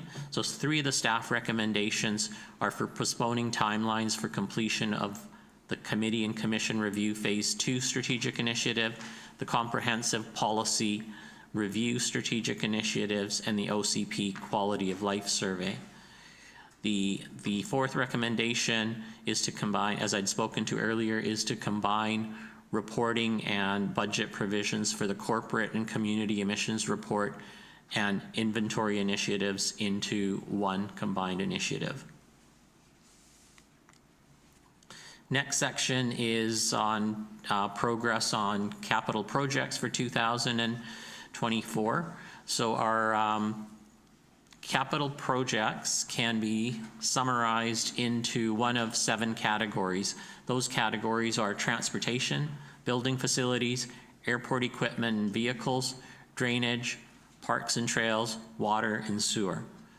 The total 2024 capital budget is just under $14 million, with the majority of budgeted works falling within the transportation and drainage and parks and trails programs. Most of the capital projects budgeted in 2024 are in progress, as you will see in the next few slides, and almost all the projects that you will see in the next few slides are anticipated to fall within the approved budget provisions for those projects. Our Director of Infrastructure Services, Rob Dickinson, and I will be tag teaming on the update on capital projects. There are 6 projects in progress and 1 completed in the transportation area as of the end of the second quarter. Projects that have the year 2023 referenced in the project titles are projects that were budgeted and started in 2023, and the remaining budget for those projects was carried forward to 2024 for completion in 2024. Staff anticipating completing works on the Bay Street slope stabilization, community transportation plan improvements, and engineering for the Seacrest Road replacement in 2024. The Memorial Roundabout Center, art and landscaping, pavement management program works, and Phase 2 of the Waterfront Highway 19A ditch infill and parking project are anticipated to be completed in 2025. Over to you, Rob. Missed my cue, sorry. The paving program, so far this year, we've actually managed just before summer to pave Beach Street between 1st and 2nd, as you can read up there, as well as there's some asphalt failure that we were able to pave this week on 1st Street just by Naked Naturals. Unfortunately, we weren't able to time the paving with the thermoplast insulation for the crosswalk, so we will see that by the end of the week. We're looking at putting some interim signage and cones there just to warn people that that is a pedestrian crossing in the meantime. And the last project that we will be paving this year is the lane in behind East Village. So we've partnered with the developer who is in there right now with a crane. So once the crane is removed, which he anticipates in October, we'll try to pave it this fall, but most likely it'll be Q1 of next year. The Highway 19A ditch infill, this is phase 2 of 2. This project, we have a budget of $878,000, a significant amount of grant money, and we anticipate it'll be completed this late fall. What we're waiting for this project is basically that archaeological permitting so that we can actually tender and then award to a contractor and start the work. Because of that, we're most likely not going to finish this until 2025. We are looking with this phase to add an additional 26 designated spaces at the west end or east end, and then another 3 spaces on the west end. These works with the other phase that we've done also designate that, as you can see in the picture, a bike lane / pedestrian refuge where people can walk along there to get to their car and then go to a safe place to cross to get to the actual ocean. The Bay Street stabilization, there is a report for consideration by council later in this report. Basically, it's recommending award of this project to a contractor for just under $600,000. The community transportation plan, as we talked about on a bit, just was able to give a bit of an update earlier, as well as on the 10th. We are putting these, as they say up there, RRFBs, or rectangular rapid flashing beacons. One thing of note up there that isn't staged is First and Rye Road. We are also talking about, or we are putting in a tabletop crossing for pedestrians, as well as the mayor mentioned earlier on another location. What that does, it slows down those vehicles like a speed bump, but it also raises the pedestrian up, especially children, so they're a little higher, they're a little more visible for people as they're driving, which is a great addition there. The roundabout art, we are anticipating that will, we're hoping it'll be completed this year, but most likely it won't be completed until early 2025. This is a First Nations art from a local artist, Jesse Rakama, who's been partnering with Wellington Foundry as well as Contron for the structural base. We should have it all designed and prepped, and as soon as we have the final art sketch and that, we'll bring that to council to see what it will look like before we start manufacturing it. So for those of you who are following along, thanks. For those of you who are following along in your agenda packages, we're now on page 53 of the agenda package. And in the Building and Facilities Capital Program, 4 out of 5 projects are in progress. The bus garage site planning and public engagement and construction is a multi-year project, and there is a separate staff report in today's agenda that our Director of Planning and Development will go over with you. The Curling Club capital improvements include works ranging from a refresh of the washrooms, mechanical room upgrade, equipment room addition, and safety improvements and ventilation upgrades. And these projects are being managed by the Qualicum District Curling Club. The facilities capital maintenance projects are based on, there's a provision for facilities capital maintenance projects, and the budget is based on the Altus facilities report that was prepared, I may have the year wrong, but I believe it was 2019, and on a priority capital needs basis as needs arise, such as repair of the town clock and the Vactor truck bay rebuild. The operations modernization project is in progress. However, works are delayed as further preliminary site assessments for potential locations for an operations facility are needed before the town can issue an RFP for consultant work. Replacement of the public works yard fuel system has been delayed to reassess required fuel capacity, and our Director of Infrastructure Services is going to cover this in more detail in the next slide. Thank you, Raj. We tendered out an upgrade to the public works fuel system. It included larger tanks, as you can see, as well as some vintage 1970s gas pumps there, which are on their last legs. We only received 1 bid, and it was over budget. So based on that, we thought we'd revisit the drawing board, bring this back to council next year with some modifications to what we're proposing there. And as we are still looking at relocating our public works yard, The existing facility you see there would be mobile. So we would have these on skids. It'll fit perfectly there, work great. And then when we have a new location, should that come about, then we can easily relocate it. So the airport infrastructure projects included in the 2024 budget year are all complete as of mid-year. The asphalt overlay is a multi-year project. The 2024 budget provision for this project was for engineering consulting that was required to submit a grant application for the asphalt overlay works, which are to occur in a subsequent year. The asphalt overlay is a 100% grant-dependent project, and the project will only exceed if the grant for works is approved. The loader snowblower project is also a 100% grant-dependent project, meaning that this project will also only proceed if 100% grant funding is approved for this project. We anticipate hearing about grant award decisions in the spring of 2025. The AV gas fuel replacement is complete and the fuel system is operational. 67% of the replacement cost was done with grant funding, so that's $290,000 grant funding on a $425,000 project. Also, the CCTV replacement and new camera installation was completed within budget and is now operating, resulting in enhanced security and meeting additional operational needs of the airport, as the manager of the airport had spoken to earlier. And over to you, Kevin. Thank you. So the asphalt overlay engineering consulting, the runway taxiways and main apron pavement requires replacement. Pavement assessment has been completed. The design and cost estimates are completed as well, and that ACAP application was submitted June the 1st of this year. We should hear back if we are successful in April of 2025. And again, it's 100% funded.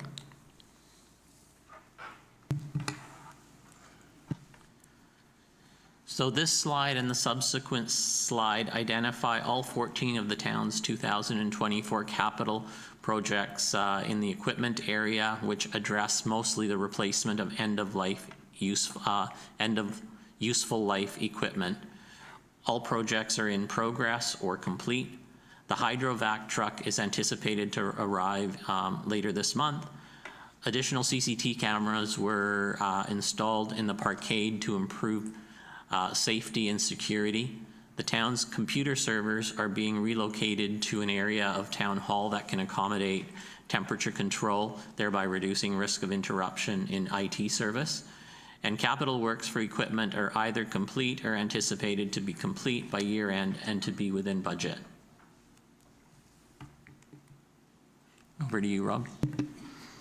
The Beach Creek Crescent Road culvert replacement is on budget and slightly ahead of schedule, which is great news. The sooner we can get out of that wetted perimeter, the sooner we don't have to bypass the pumping and worry about any impacts to the habitat.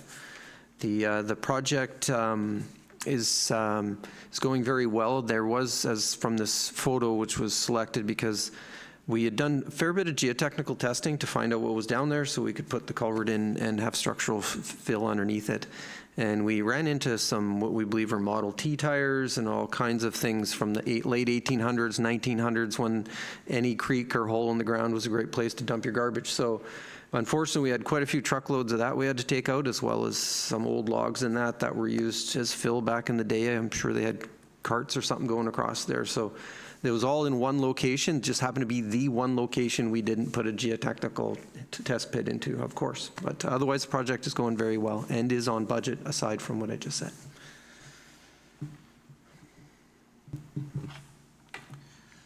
So in the Parks and Trails program, with the exception of the pickleball courts, the street banner replacement, and the Saahtlam Park fence, all projects are in progress and anticipated to be complete by year end and within budget. The pedestrian bridge at the Memorial Golf Club was a Memorial Golf Club and volunteer general contractor-led project with 50-50 cost sharing with the town. This project is mostly complete, and there's just a timing difference between the payment of the bills and the budget as reported in your package. The pickleball courts provision may require adjustment in the 2025 to 2029 financial plan process. The current budget provision for this project is $170,000 with 50% or $85,000 of funding to be provided by the Community Advocacy Group. The latest costing by the group indicates that the cost for this initiative may be higher than the original 170 estimate and budget. The street banner replacement and Saahtlam Park fence are anticipated to be completed by year end or first quarter of 2025. The Beach Creek viewing platform was originally anticipated to be done in fall of 2023. Now we're looking at fall of 2024. The challenge with that is really a quality assurance, quality control with the fabrication of the stainless steel railings. It has been challenging for all involved. I'll just say it. We're working with that as well as for the town trying to recoup any additional costs for the delay.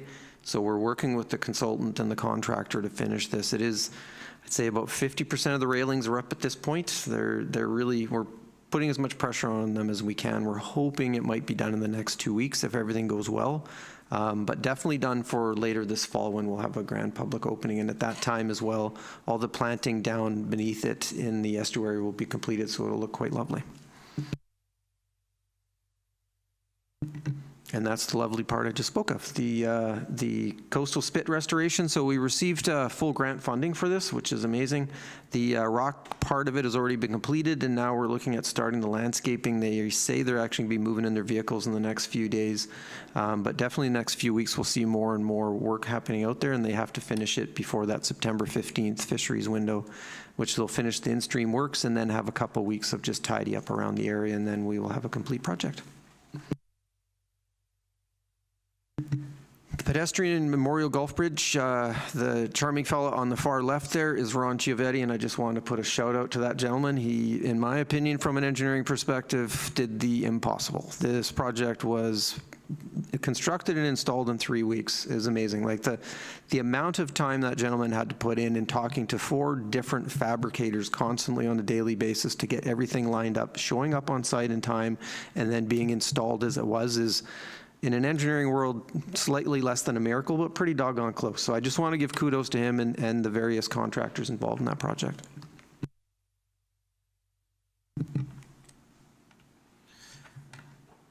Nine out of 10 water infrastructure capital projects are in progress, with almost all anticipated works to be completed by year end and within budget.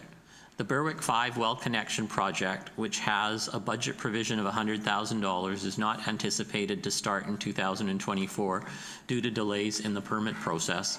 Staff are recommending that the 2024 budget provision for this project be repurposed and be used to replace a 45-year-old pump, motors, and drop pipes in the Berwick well 2 and 3 instead.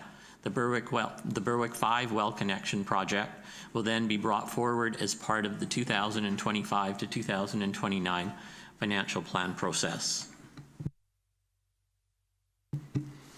The Rupert Road water project, which is ongoing, it started last Tuesday, is approximately, as it says up there, 1,400 meters of new PVC main.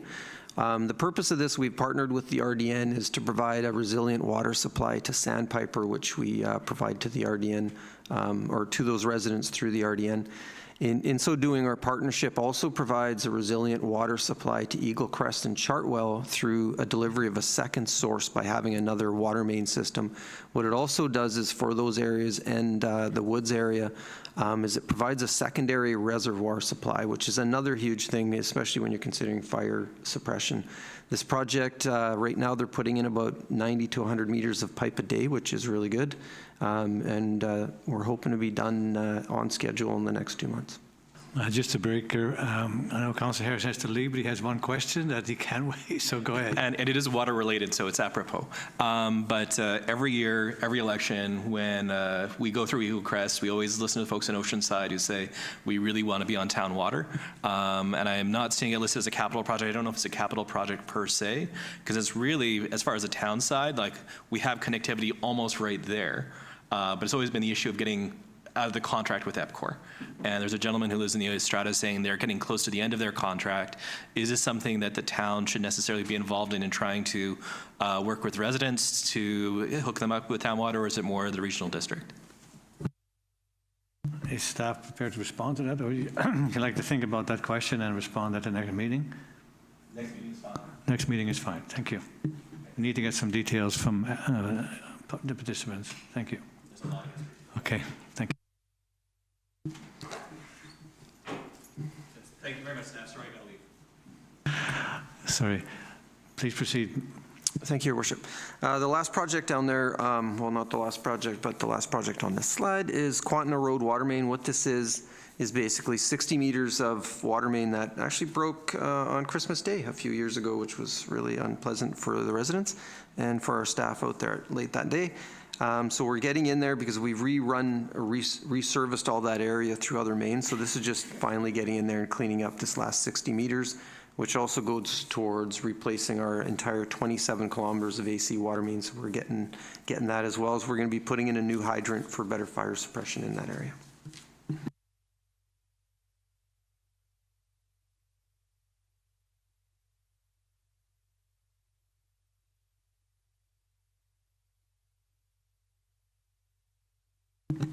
Another asbestos cement water main pipe project here, where down on 19A right now we have a PVC water main on the north side of the road, which is in great condition. And so what we're doing is connecting all the residents on the south side to that PVC line, and then we can abandon this AC water main and leave it in place, which is the standard practice. So we're looking at this point about 800 meters or so of pipe that we will then put out of service.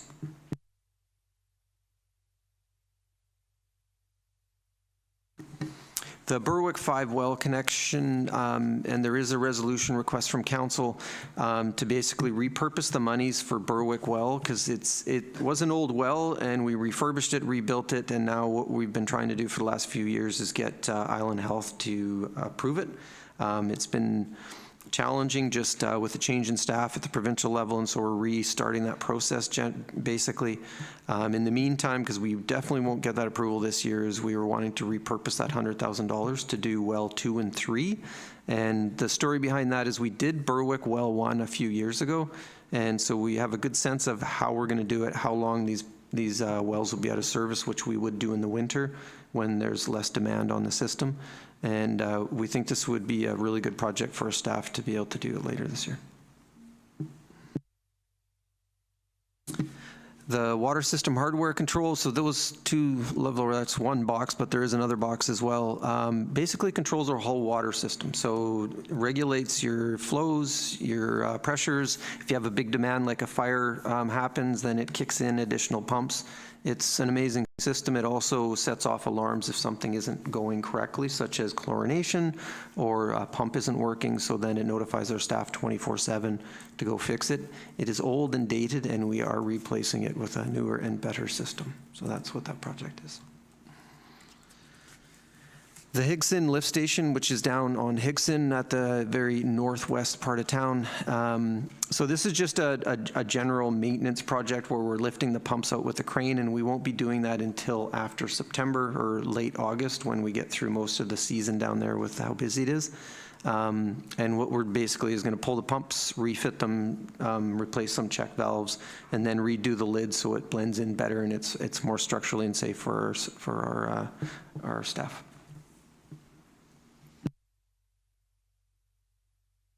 Staff are recommending that the 2024 budget provision for the Berwick 5 well connection be repurposed in 2024 to replace 45-year-old pump and motors and pipes in Berwick wells 2 and 3, and that, as I mentioned earlier, the Berwick 5 well connection be reconsidered in the 2025 to 2029 financial plan process, and that the budget provision in the 2024 financial plan to purchase a spare pump be reallocated to address the anticipated cost of the pump house electronics hardware upgrade project, thereby increasing the budget for this project from $100,000 to $140,000 for 2024.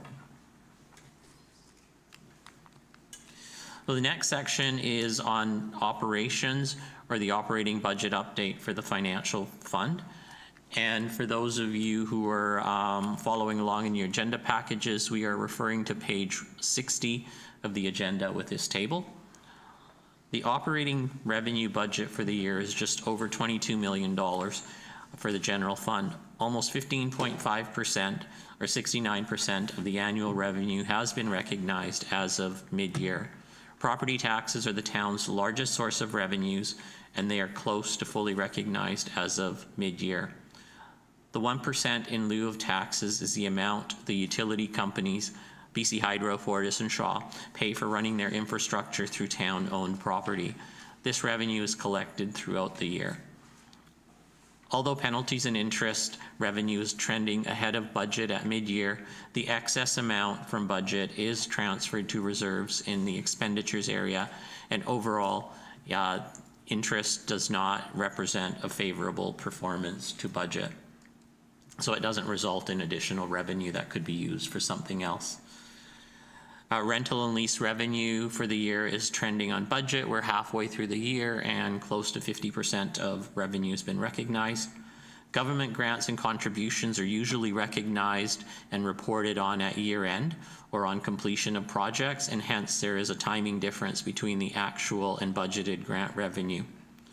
Overall, the general fund operating revenue is anticipated to be on budget at year end.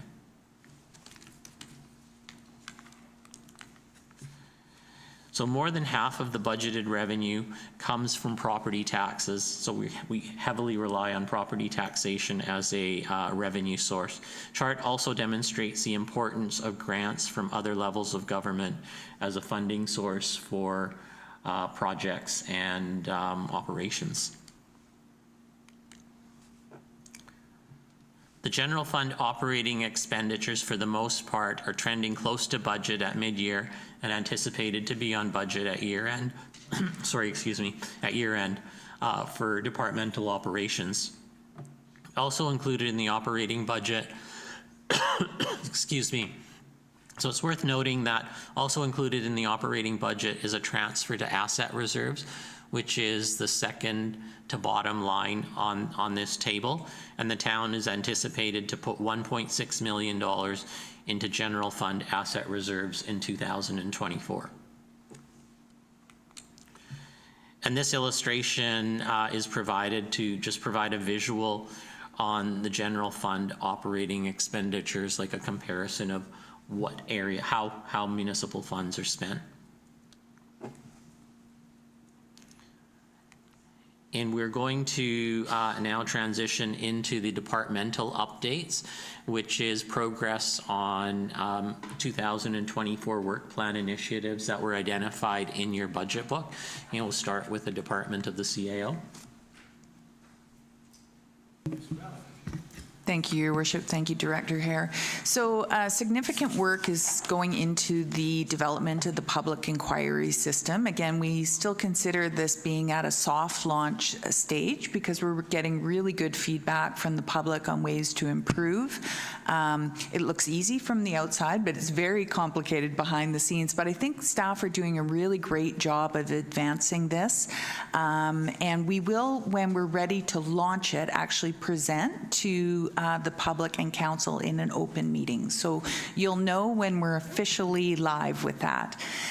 We do have a capacity issue in corporate services. As you know, we've been without key staff for a number of months. I would like to take this opportunity to thank our great corporate services team who have stepped up to the bat, because without them we would not be keeping our heads above water. Saying that, we are also focusing on keeping our heads above water, so taking on new initiatives is not achievable at this time. Therefore, we have two recommendations for council to delay both the committee and commission review phase 2 and the policy review that we had mentioned. We continue to make great advancements in creating a safe and respectful workplace at Qualicum Beach. This is a key partnership between both the public, council, and staff, and the result of this is good governance, effective public engagement, and top staff performance. So beyond just being a legislative requirement, it's just good for organizational performance and community benefit. One of the things I would like to see, keeping my fingers crossed, is to have a template for project charters. We do a lot of cross-department collaboration on projects that range from land use planning to capital projects. And I think if we could start to formalize that collaboration out of the gate, it would be a big advancement. So hoping to bring that forward in Q4, and I will advise if that will be further delayed. The organizational development and department support, we've been wanting to get that presentation on the finalized org chart and the organizational review before you, so we achieved that today, and I hope that information was beneficial for everyone. And then a large part of last year has been working towards the GFOA budget award, and I will let the director speak to that. I don't want to steal any of his thunder.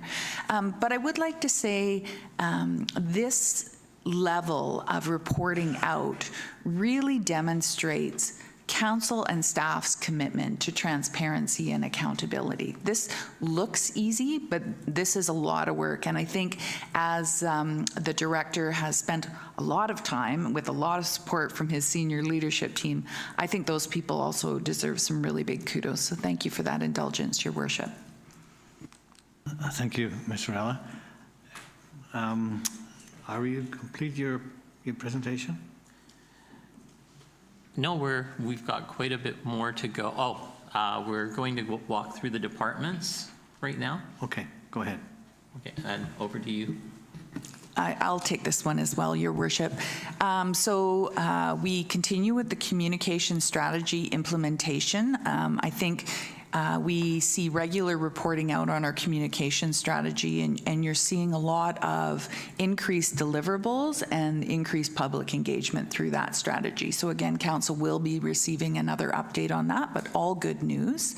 The procedure bylaw review, we will be deferring that until 2025. Again, back to that corporate services capacity issue. Lot of work coming out of this office adapting to Bill 44 as well as the other new legislation. Like when you look at that list, it's long, and staff are really stepping up to the plate, but it's a lot of work. Comprehensive policy review delayed, as I had mentioned. Town website redevelopment, a lot of great work going on there. Again, the public isn't seeing that because we're working on those 6,000 files behind the scenes, but staff is really doing a lot of great work on that. And then our internal communication tracking, which links to the public inquiry system. So now, when inquiries are received, they're assigned a tracking number. We can go back and look, are we hitting our benchmarks for response? When we miss them, is it a capacity issue? Did we just miss something? Do we have to adjust the system? So there's a lot of that going on behind the scenes right now. Again, very strong commitment to transparency and accountability, and that's linked to this project as well. Thank you. Your Worship, I should have pointed out earlier, and my apology for not pointing that out, but the reference pages have changed to the reference pages to the budget book here. So all of the departmental work plan initiatives are taken from the budget book, from the referenced page for each one. So these are not included in the agenda. Here. And again, I'm going to let the CAO speak to the community partnerships and events as well, which is under corporate services. Ms. Varela. Thank you. Thank you, Your Worship. Again, this is a significant amount of work, but I think it's one of those pieces of quality of life and placemaking that makes Qualicum Beach such a wonderful place to live. So a lot of staff time goes into supporting these, even if it's just working in partnership. But you can see, I think we had 22 in 2023, 22 events that we supported or participated in 2023. And I think you're going to see the same number for 2024, if I'm not mistaken. Thank you, Your Worship. Back to you, Mr. Hare. Thank you. Our Director of Human Resources is going to speak to the Human Resources Work Plan. Thank you. Thank you, Your Worship. let's try that. Oh, much better. So, Human Resources Department, we've been focusing on the following 4 areas: advancing safety culture, training and development, recruitment, selection, and policy framework development. And I want to point out that these areas are directly related to our efforts to address the challenges our organization is facing. So the first area of focus is advancing safety culture. It is extremely important that we continue our work on advancing safety culture. It is driven by the need to have a robust workplace safety and also to meet regulatory compliance. And that's been done by implementing safety initiatives like Return to Work program. So this is a very big and complex project. It's going to take months, if not years, to fully develop it and implement it. But it is extremely important to develop a program that will meet operational demands and also legal requirements. We have successfully implemented our first Return to Work plan, so that marks a significant milestone in our safety efforts. But again, it is a significant project, so it's gonna take our time and efforts. Participating in events like Safety and Health Week, it is something our organization participated in for the 2nd year. This year, it is North America Wide Initiative, and it is raising safety awareness and shifting our approach to safety to being proactive, thinking about, being proactive in terms of preventing injuries. And it is, again, extremely important because we are dealing with some surging WCB rates.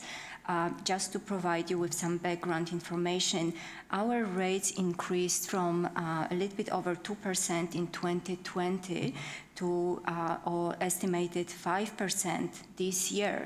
And that translates into $270,000 of premium and estimated for this year. So it is a significant number. So initiatives like Return to Work program, participating in events that promote safety, shifting our focus regarding injury prevention is extremely important, and it is critical aspect of our safety focus.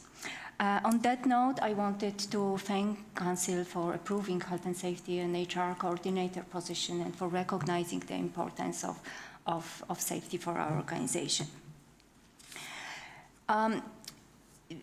In terms of safety, I think it's also important to know that our WorkSafe BC rates are impacted by the length of our claims, how many claims we have, and severity of, the claims, the leaves. So in a nutshell, our staff are aging.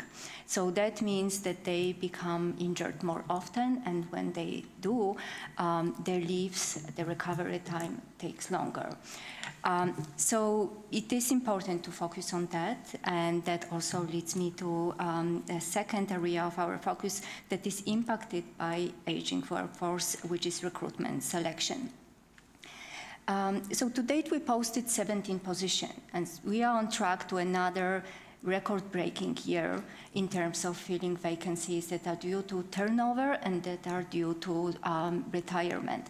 And retirement movement, we will see a lot more in the upcoming years. Again, to offer some insight, we are faced with significant potential for turnover within next 4 years, as nearly 40% of our staff will be eligible for retirement. So of course, that speaks volume to our HR efforts in terms of, succession planning, being an employer of choice, reducing WCP rates, injury prevention, personal and professional growth. Another consideration in terms of recruitment and selection is changing labor market.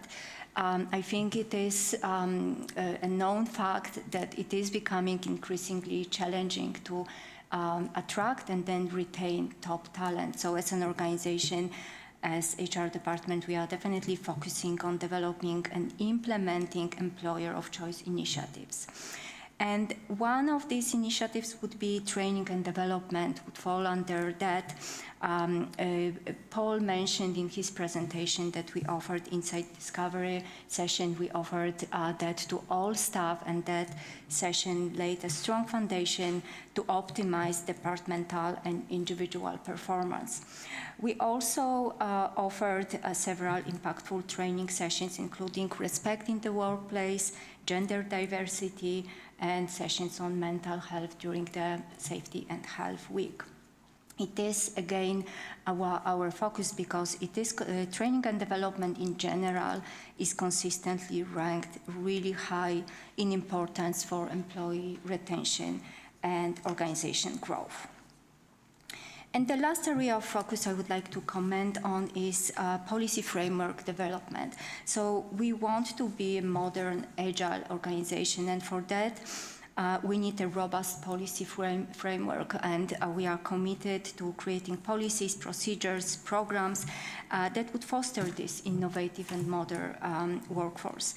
So we are developing initiatives to position ourselves as an employer of choice with a goal of attracting and retaining staff, retaining top talents, enhancing organizational efficiency, and improving work-life balance. So that's my snapshot on our significant, I believe, HR efforts and developments that will help us prepare for future service needs. Thank you. Back to you, Mr. Hare. Thank you, Your Worship. So this is, for the Finance Department, this is the second year in engaging the leadership team in the preparation and ownership of our financial plan document.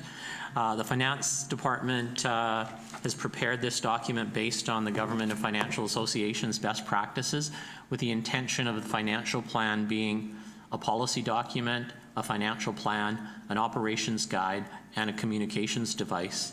The financial plan is posted on the town's website as a navigable and easy-to-use document.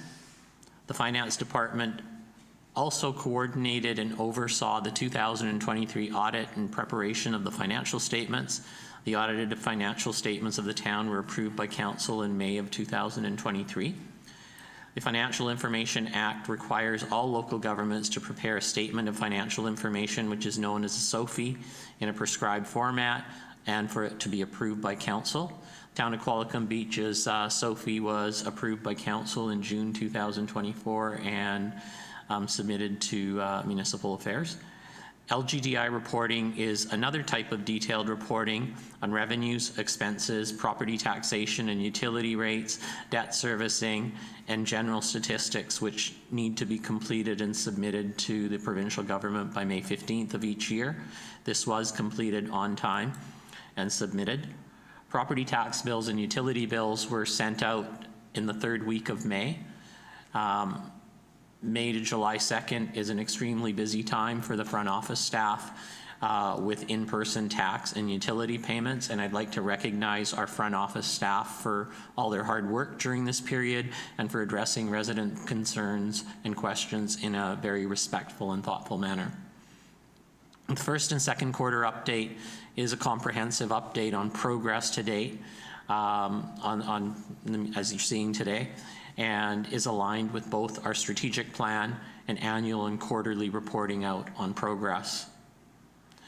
On the IT side, 2024 work plans have included the development of the public inquiry system, which tracks and provides updates and status on public inquiries, and is currently being used by staff, and as our CAO mentioned, will be coming back to Council.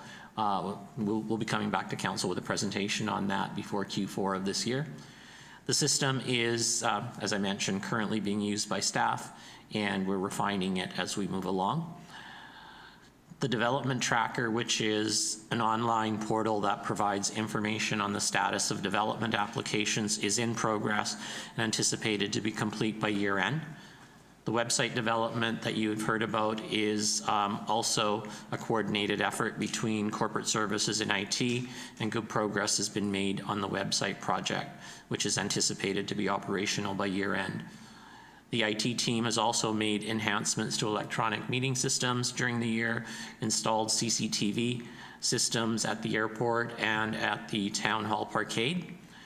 And the IT department is instrumental and responsive in providing technical support to our entire staff team. Ms. Rilla. Just a quick clarification. I think the director said before Q4 we'd be reporting out on the public inquiry system. We're actually hoping for in Q4 we'll be hoping to report out. Fingers crossed. Thank you. Thank you, CA Overall. I did have Q3 in my written notes, but I read it out as Q4, so my apologies on that. Well, one of the challenges that we're facing, as you can see, production of this book and our robust quarterly reporting is an example of an enhanced level of service being provided to the public and council. And so we're navigating the challenges of capacity with the amount of time it takes to prepare all of this information.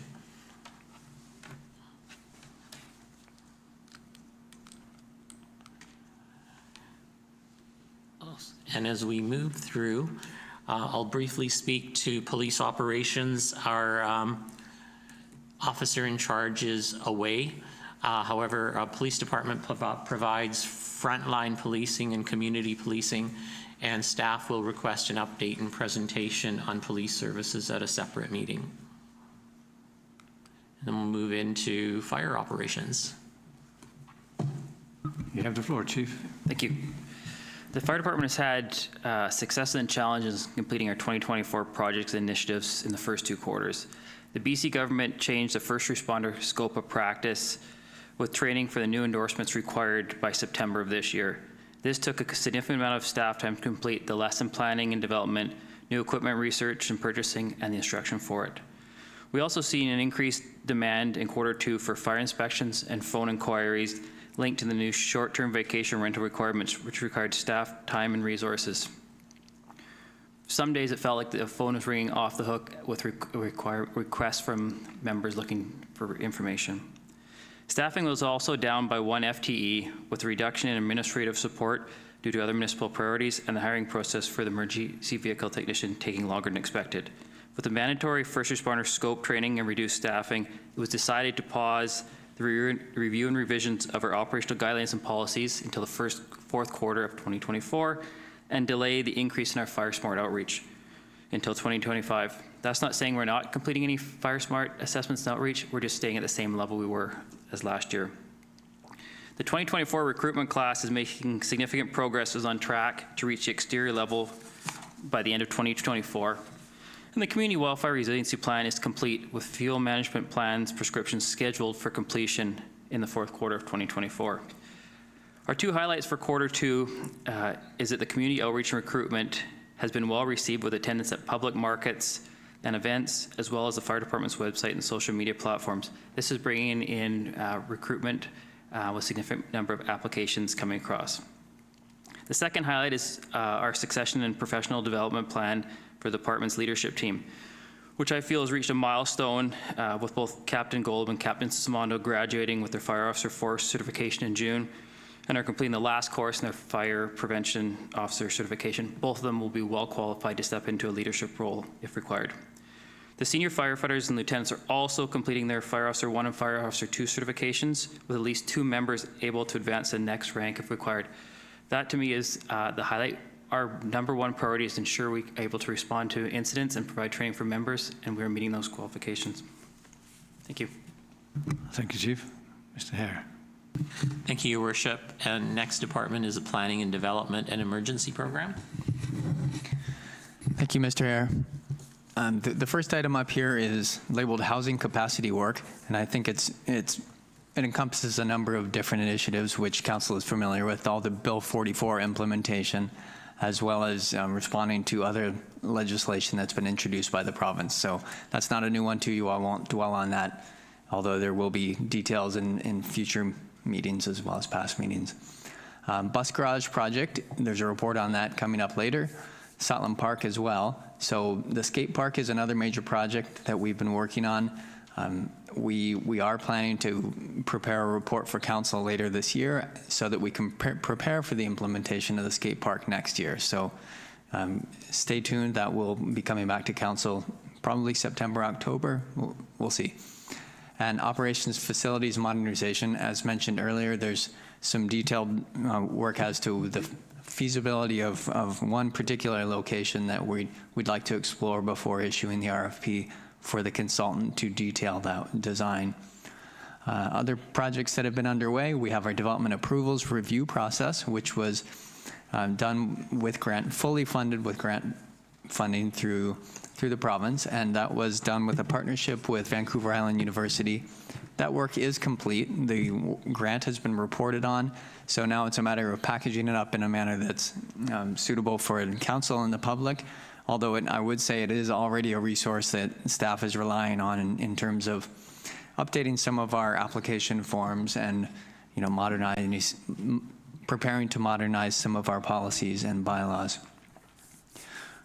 Community transportation plan, really that one has been led by the operations department, so our infrastructure services department, so I won't speak to that at length. Emergency program, there's a few items here that I do want to touch on.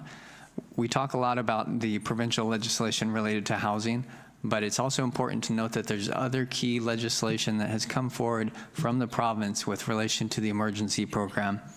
So there's also a report later in the agenda about the town's response to extreme weather. That's something that has now been essentially downloaded to partially to the responsibility of local government, not to provide housing, not to provide shelters, but to provide these warming centers or cooling centers, depending on the season. So that's a new responsibility for local government. So staff are still exploring and working out how to respond to that with our other local government partners.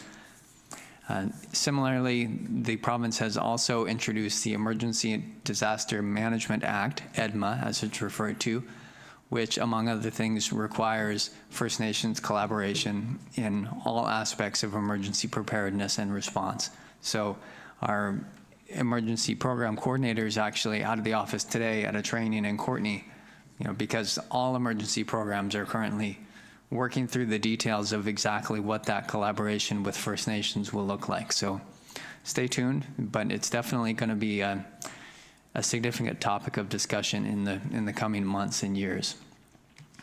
The emergency program is also collaborating closely with the regional district and the city of Parksville through the Emergency Management Oceanside project.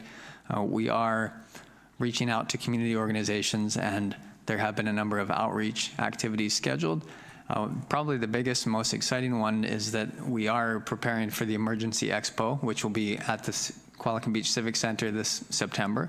That hasn't happened in a few years. It kind of dropped off because of COVID and then other reasons, but it's back. It's going to be a very, I think, well-attended event if past performance is any indication. So there'll be lots of vendors there, lots of information for our residents and businesses as to how to prepare and also to inform them of what the town is doing. And lastly, I would like to also mention climate action has also been advanced significantly with the addition of the Climate Action Coordinator, which is a shared role with emergency preparedness.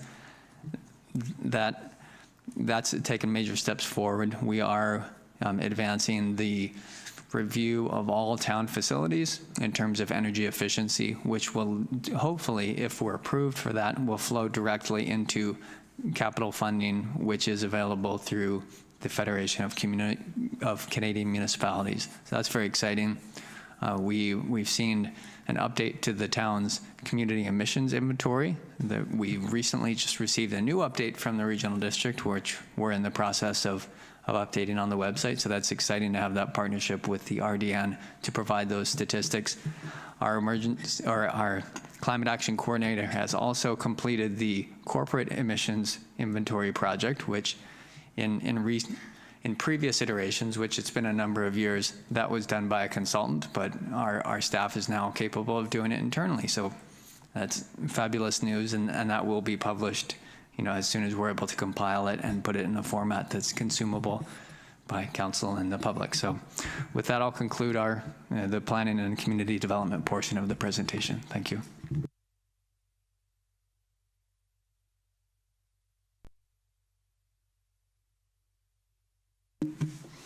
Thank you, Worship. The transportation and drainage is one portion in our public works or operations department. And as you can see up there, several things we've done this year is our works request system, which was actually implemented by our IT department, a bit of a soft start so we could try it internally and then start working with external requests as well for work. So this dovetails in with our inquiry system, where if you're calling and you want information, inquiry system. If that results in wanting some work done, then that goes to a works request. Or if someone just calls for some work to be done, it also goes in there. And it's a great system because then as we prioritize our work, because we do that in 2-week increments, then we can revisit these priorities and go, oh, something bigger has happened, water main break, such type of thing. And so then we can just rejig that priority, and so that we can track it and not lose it, which is the big thing there. And it's working really well. Our water department has been using it extremely effectively. They've just really bought onto it, and then our other departments as well are learning from them and basically adopting this. So it's going very well. Our community transportation plan, as my colleague had mentioned, was adopted by council earlier this year. We are now going through the operational part of addressing the improvements and challenges and implementing, as we said, the works this year, as well as one portion is doing the designs for some of these bigger projects that are on our list to make sure we have them, I'll say, grant ready, so that we can keep applying for grants for these projects, which are very, some of these projects, like a roundabout at Village Way, for instance, are exactly the types of projects that the province and feds like to see. So if we get it to a point, then we can apply for projects with that, with our community transportation plan. Operationally for our staff with that is we are, as I mentioned earlier, going out, doing our sight lines, additional signage, cleaning signage. And we did have in June, if people remember, with this beautiful weather, we have a really slow start to summer. So we weren't able to get out there and paint all the regulatory lines, like the center lines, the fog lines, stop lines, crosswalks when we wanted to. So we're catching up on that over the next few weeks right now. The sewer crawler up there as well. We got a really great deal purchasing one from the RDN a few years ago, and so we've gotten all the bugs out of it. We know how to use it really well, and what we're projecting to do every year now is to use it and do 5 kilometers of sewer pipe. So that's storm pipe and sanitary pipe, and it helps us find where we have problems, what the condition of the pipe is, and for asset management, it really helps us prioritize where we need to put our effort and our money in the future. The storm bylaw update, so we will see through our financial planning process coming to council and asking to do a master drainage plan update, which ours is about 40 years old. What we want to do is look at and put in that lens of climate change, as well as the 40 years of knowledge we now have about our system and our community, where flooding happens, where there's concerns. So what we're doing this year is utilizing staff and summer students. We're actually going out and capturing a lot of our assets. It's the one asset we have in town that we haven't been able to get resources to actually go out and capture. Both infrastructure we put in the ground, where it's storm pipes, it's inlets, it's modifications to creeks and that, but also some folks have taken the initiative and put culverts in front of their homes so that they can park there. We have no record of some of those culverts, and sometimes people just fill the ditch in, so we want to capture that because we need to reestablish that and make sure the stormwater system works. And lastly up there is ditch cleaning, which one big project we've been trying to coordinate with Island Corridor Foundation, it looks like August 22nd it's going to happen finally, is they have a section of ditch by Hollywood that is infilled along their tracks. So it's been flooding several properties there for almost 4 years. So we're going in and cleaning up our portion of the ditch, which was operating, but we're just cleaning it up so when the Island Corridor Foundation comes and fixes theirs, it'll just work amazingly. And that's kind of an insight into some of the other projects our staff will be doing this September and October prior to those fall rains.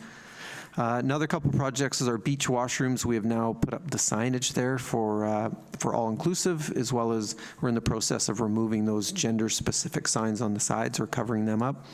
And the beach raft was quite an ongoing discussion with the province, because we were denied putting in the fourth pole at Fourth Poles, and there was various concerns about that. So the raft is in that exact same area, same equipment.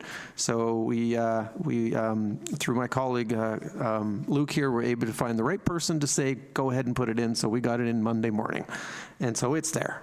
So summer begins now, I guess. The parks review, so we mentioned earlier from our consultant, Paul, the review is going very well. It's been very insightful for me as a new employee of the town to really get to know the department and the service levels we provide.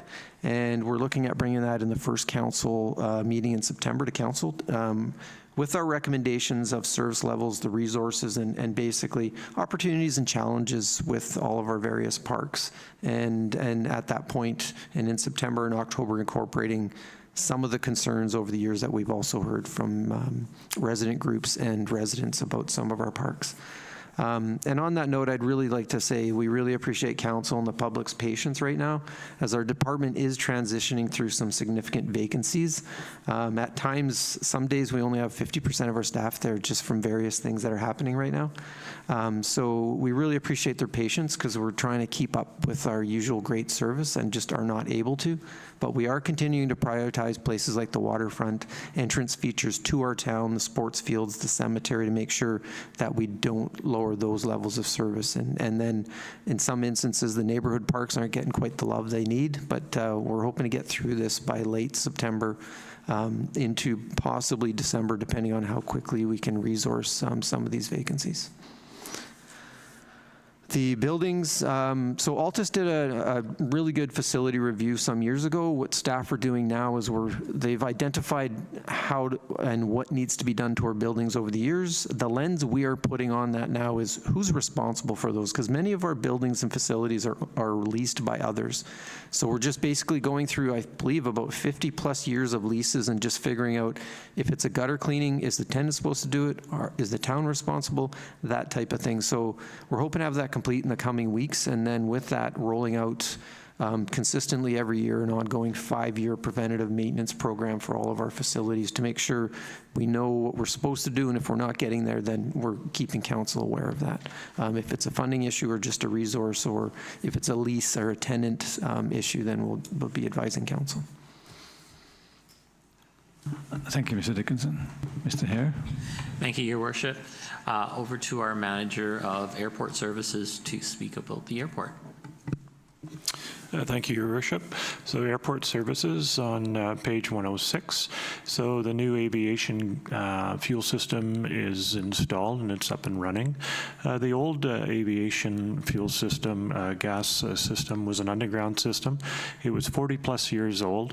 Well beyond what it should have been. Typically, systems that are in the ground only go about 30 years, and in fact, we don't like to do that type of infrastructure anymore.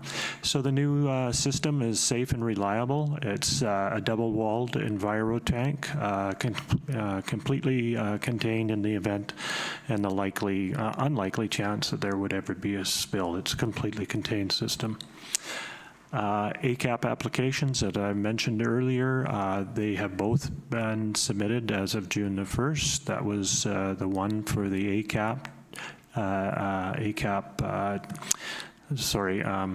runway overlay, taxiways and apron, and the other was for the replacement of the equipment, which includes a loader, snow blower, and some attachments.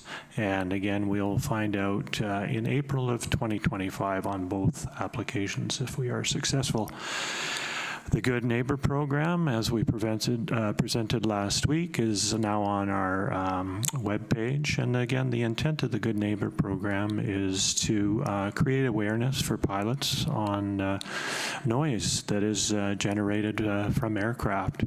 How does that noise affect neighboring communities, and what can we do? How can we improve things to mitigate some of those challenges around noise? For an example, in the Good Neighbor program, recommendations on turns to the south. The challenges, though, as we've heard from some community members, when we do that, we're moving noise around the community. So there are challenges in the community, I'd say globally, with the airport and airport noise. Thank you. Thank you, Mr. Golfus. Mr. Hare? Thank you, Your Worship. So back to numbers. We're now at the water fund operating revenue and expenditures. So the revenue and expenditure budget for 2024 is $3.3 million. The 2024 revenue and expenditure budget also includes a $350,000 provision as part of the financing funding strategy for the Memorial Golf Club pedestrian bridge. So the $350,000 represents a loan to the Memorial Golf Club to be repaid to the town over time to pay for the Memorial Golf Club's contribution to the project. Expenditure and revenues in the water utility are anticipated to be within budget at year end. Next slide here is on the sewer utilities operations. So sewer utility revenues are comprised of sewer user fees and a parcel tax, and budgeted to generate just over $1 million in revenue. Sewer budgeted, oops, sorry, I jumped a slide here, my apologies. There we go. So sewer budgeted operating expenses for 2024 of $819,000 combined with $195,000 to the sewer infrastructure reserve result in the 2024 budgeted operating expenditures of just over $1 million. Revenues and expenditures are trending on budget and anticipated to be within budget at year end. In this year's reporting, we have also added a section on grant reporting as of Q2. And so the next few slides are going to speak to the grants that are in stream. So the town has been successful in securing just over $4 million in grant funding for capital projects anticipated to be completed by the year end. This is a significant amount of funding and also requires a significant amount of staff effort in completing grant applications and subsequent tracking and reporting on grants that are secured. Just over $320,000 of grant funding has been used to fund 2024 council strategic initiatives. $139,000 of the local government climate action funding was used to fund several of the strategic initiatives related to climate change that we looked at in our strategic initiatives. $100,000 of grant funding has been achieved towards funding the Pathways to the Sustainable Economic Development Initiative. The Community Wildfire Resilience Initiative was also fully grant funded, and the town was also approved for grant funding for 50% of the anticipated cost of developing the asset replacement financing strategy. In addition, $698,000 in grants were either approved or received to address a number of operating projects. In total, the town will be or is the recipient of over $5.2 million in grant funding. While these grants offset the cost of funding much required infrastructure or studies, as I had mentioned earlier, an immense amount of time over and above the day-to-day responsibilities of staff go into the administration and management of grant applications.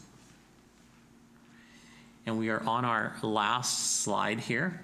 The town received the Government of Financial Officers Distinguished Budget Presentation Award for its 2024 to 2028 financial plan, which is online as well. The announcement of the award was made on July 9th, 2024.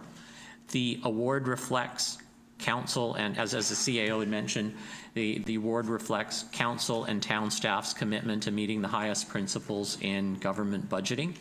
In order to receive the award, the town has to satisfy nationally recognized guidelines for effective and budget presentation.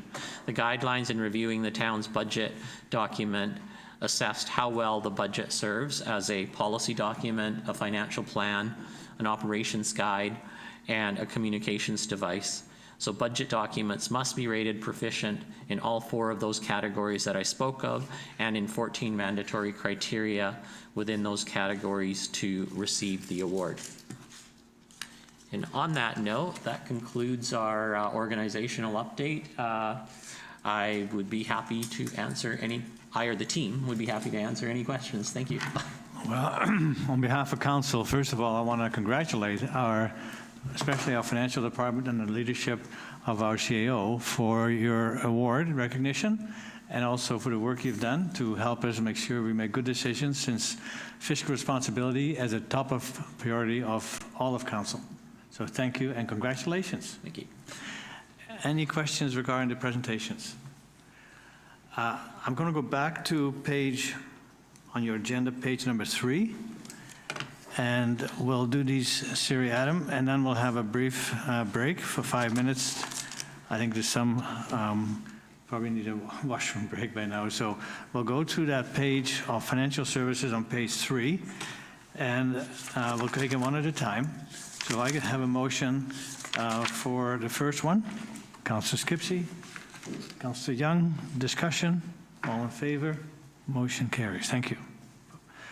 And then number 2, to postpone the timeline for completion, perhaps there it is. Number 2 could have a motion to that effect. Councillor Vander Valk, Councillor Young, discussion, all in favor, opposed if any, carry. Thank you. On number 3, to postpone the timeline for comprehensive policy review, Councillor Skipsey, Councillor Young, discussion, all in favor, opposed, carried. Number 4, Councillor Vander Valk, Councillor Skipsey, discussion, all in favor, opposed if any, carried. And then number 5, and there's a discrepancy there, and it's not Wells number 1 and 2, it's Wells number 2 and 3. So with that amendment, could I have a motion to that effect? Councillor Vander Valk, Councillor Young, discussion, all in favor, opposed if any, carried. And number 6, the staff reallocate the budget provision of $40,000 for the spare standby pump. And it's on your list. Councillor Skipsey, Councillor Vander Valk, discussion, all in favor, opposed, carried. Thank you. I think that concludes our fiscal report. Ms. Varela. Could I just suggest a motion to extend beyond 3 hours if we're going to have a break, Your Worship? And in addition, we were looking for one additional recommendation. Staff is reminding me that Council directs staff to postpone the timeline for completion of the OCP Quality of Life Survey Strategic Initiative included in the 2024 to 2028 financial plan to the 2025 budget year. So this came about after the agenda was published, but the director did touch on that in the presentation. Yes, he did. So just in case we have a long discussion, can I have a motion to go beyond 3 hours? Councillor Skipsey, Councillor Young, all in favor? Opposed if any? Carried. So we're going to go beyond 3 hours. And then the staff postponed the timeline for the completion of OCP. Councillor Vander Valk, Councillor Skipsey, discussion, all in favor? Opposed? Carried. Thank you. Anything else we might have missed? Not prior to the break, Your Worship. Okay. All right. Motion for a 5-minute recess. Councillor Skipsey, Councillor Young, all in favor? We are recessed for 5 minutes. Thank you.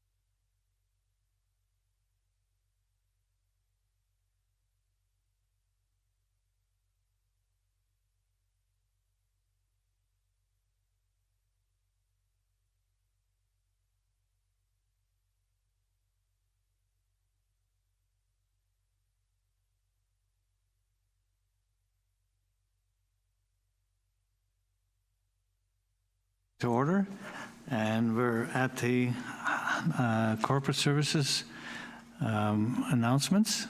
So Ms. Coates, Ms. Slansky, these are just announcements of decisions that had already been made. We're just making them public. That's correct. Those are for information for the public for transparency. Thank you. Thank you. Then we have the special event approval for Chartwell Day. Could I have a motion to that effect? Councillor Skipsey, Councillor Valk, discussion. All in favor? Opposed, if any? Carried. Thank you. Planning, Community Development, Mr. Sales. Thank you, Mayor Westbrook. Ms. Augustine, if you could pull up my presentation. The first item under planning today is a development variance permit application for 119 Fern Road East. This is Lordco. I have control. There we go. So this is an application that council did see previously. And at the time that council received it, the sign variance request was significantly more. So they were looking for lettering size that exceeded the town's sign bylaw, as well as the overall area of the sign. At the time, council asked staff to work with the applicant to bring it closer to alignment with the town's sign bylaw. And so they have come back with a sign that's significantly smaller. This is the sign proposal before you today. So it still does require a variance, but it's a significantly lower variance. So the request before you is to vary the maximum letter height from 200 millimeters to 400 millimeters. The sign area is actually well within the town's maximum size, so there's no variance required on that one. So that is essentially all of the background information. And in order to issue this variance, staff would need to provide notification to the neighbors, and council could consider it at the September meeting. So that is the recommendation before you today. Thank you. Thank you. Could I have a motion to fulfill the statutory notification? Councillor Vandervalk, Councillor Skipsey, discussion. All in favor? Opposed, if any? Carried. Thank you. Please proceed, Mr. Sales. Thank you. There we go. The next item on the agenda is a zoning amendment and official community plan amendment application for a property at 1085 Ravensbourne Lane. This is a property very close in proximity to the Qualicum Beach Airport. And there's a map on the screen up here also in your package. I'll just point out a few things just for context. So this is the boundary of the actual airport. So to the south of the property is the airport. There's a narrow park strip in between. To the east of this property is town-owned land. So this one here is owned by the town. There is a park strip on the north side of the town-owned land there that was incorporated by the town a number of years ago. The property immediately to the west is privately owned, and to the west of that one is town land again. So the town owns this one, and also the airport. So, and then just for context, as you'd likely know, that is Chartwell to the north on the other side of the railway tracks. So the application is twofold. An amendment to the official community plan is required because this property is currently designated as rural in the official community plan, and the proposal is to develop it for residential housing. So the density is somewhat comparable to a single-family neighborhood, although there is a little bit of variation in terms of the unit types proposed. So that's the first amendment that would be required, official community plan amendment to go from rural to residential. And the second part is specific to the zoning, because currently this property is zoned also rural, and so that would need to be amended to a comprehensive development zone that specifically allows the mix of uses proposed by the applicant. So the applicant has provided two site plans, and one of which you see on the screen, and I'll show you the second one in a moment. As you see, it looks rather like a conventional subdivision. So these are slightly on the small side of residential lots. If you were to compare it to a subdivision such as Chartwell or Eagle Crest, these would be slightly smaller. And they are proposing it in their concept right now that these would be manufactured homes, and the owner has partnered with a manufactured home provider with the intention that that would be the construction method for these. They are looking at potentially incorporating a few duplexes into the proposal. So in this particular variation of the site plan, there's a duplex lot there and a few duplex lots lower on the site plan. As I mentioned, there's another alternative which looks very similar, but some of the configurations of the individual lots have changed. So in terms of next steps, there's a number of complexities with this one. First of all, an official community plan amendment is a significant undertaking, and the town is planning to do that process next year. So that's consideration number one. Does the town want to undertake an amendment to the official community plan for this site specifically, or do we want to wrap it into the overall OCP review next year and then consider the zoning amendment subsequently? So that's one kind of important procedural decision point that council has before you today. The second one, which is of course the larger question, is whether or not council is interested in pursuing this type of a land use at this location. The memo pointed out that there are complexities around putting housing next to an airport. Yes, the town is looking for housing. I think it's very clear that given the right location and configuration, housing is very much something that we're looking for these days. However, putting housing next to an airport creates complexities because houses involve people with telephones that call the town when there's helicopters. So we can't prevent them from having telephones. And so there's likely some tension between those two adjacent land uses. And those two competing interests are something that council would have to wrestle with. And, likely the best venue and medium for that discussion is during an OCP review.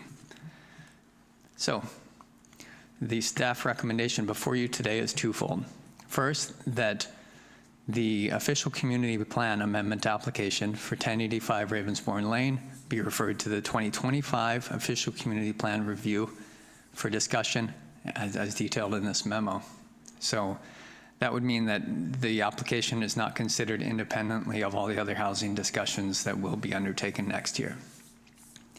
The second part of the recommendation is that the zoning amendment application before you would be considered subsequent to that official community plan amendment.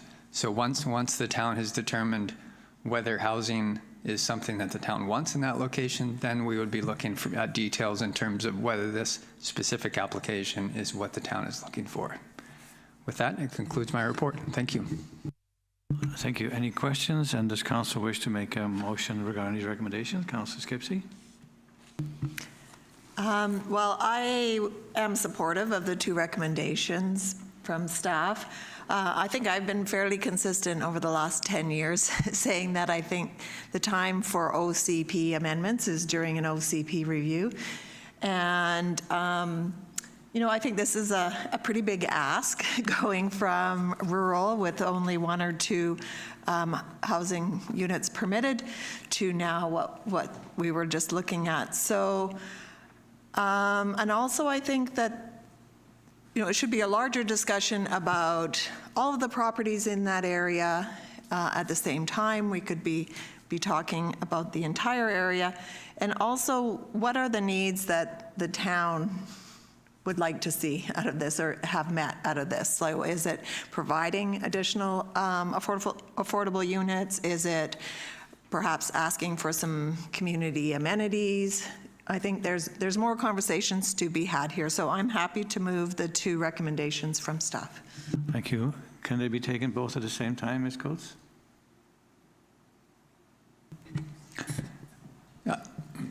Take them separately? For record keeping, it would be better if there's 2 separate because one's Sure.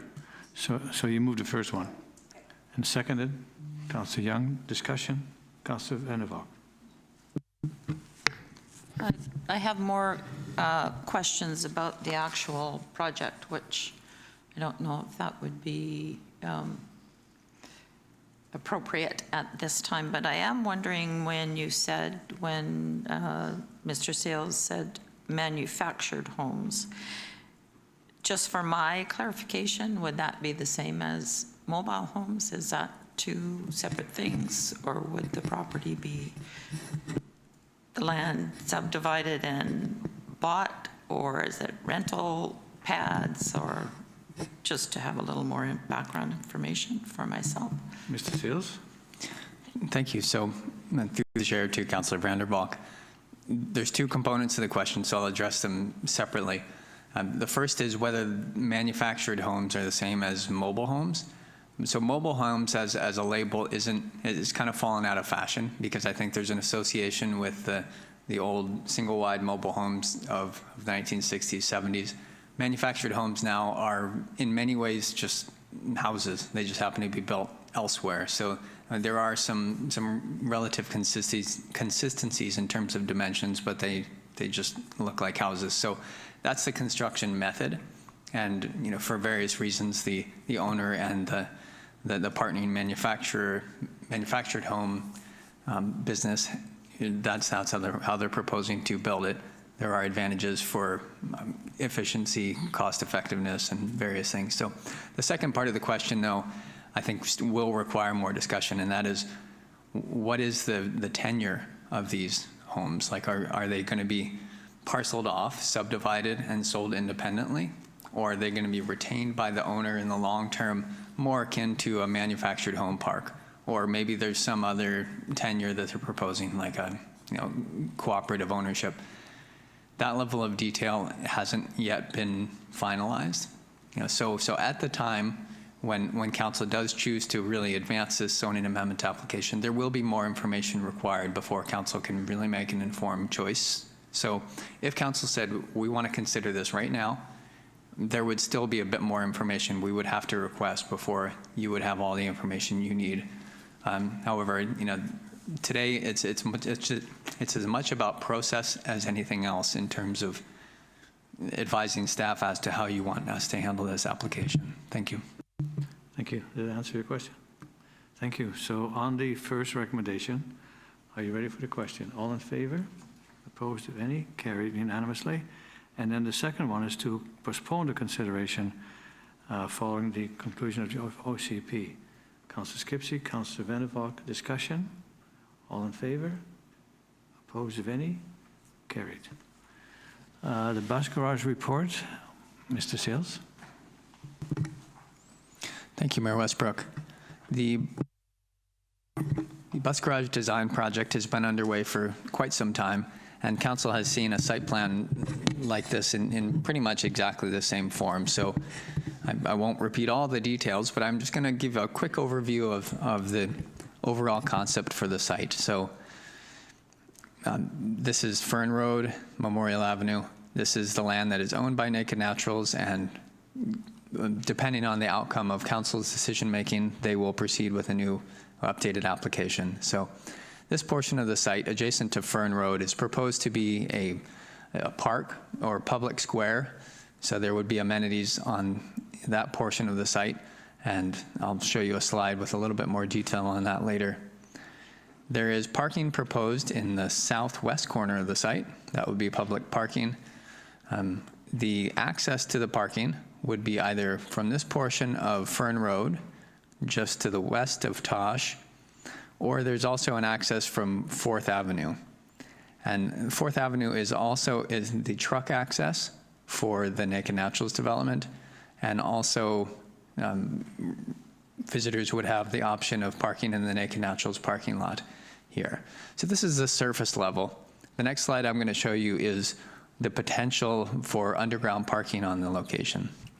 So the proposed underground parking ramp is adjacent to 4th Avenue. This was a previous council decision point. And from here, Naked Naturals has the option of turning directly into their building. It would require some reconfiguration from the last proposal that they have, but they do have an option to develop underground parking in the same way that they did before. Potentially some additional parking out here, but that's just a concept. I don't know whether they'll actually pursue that. The town also has an option of developing additional underground parking under the public square, which I mentioned earlier.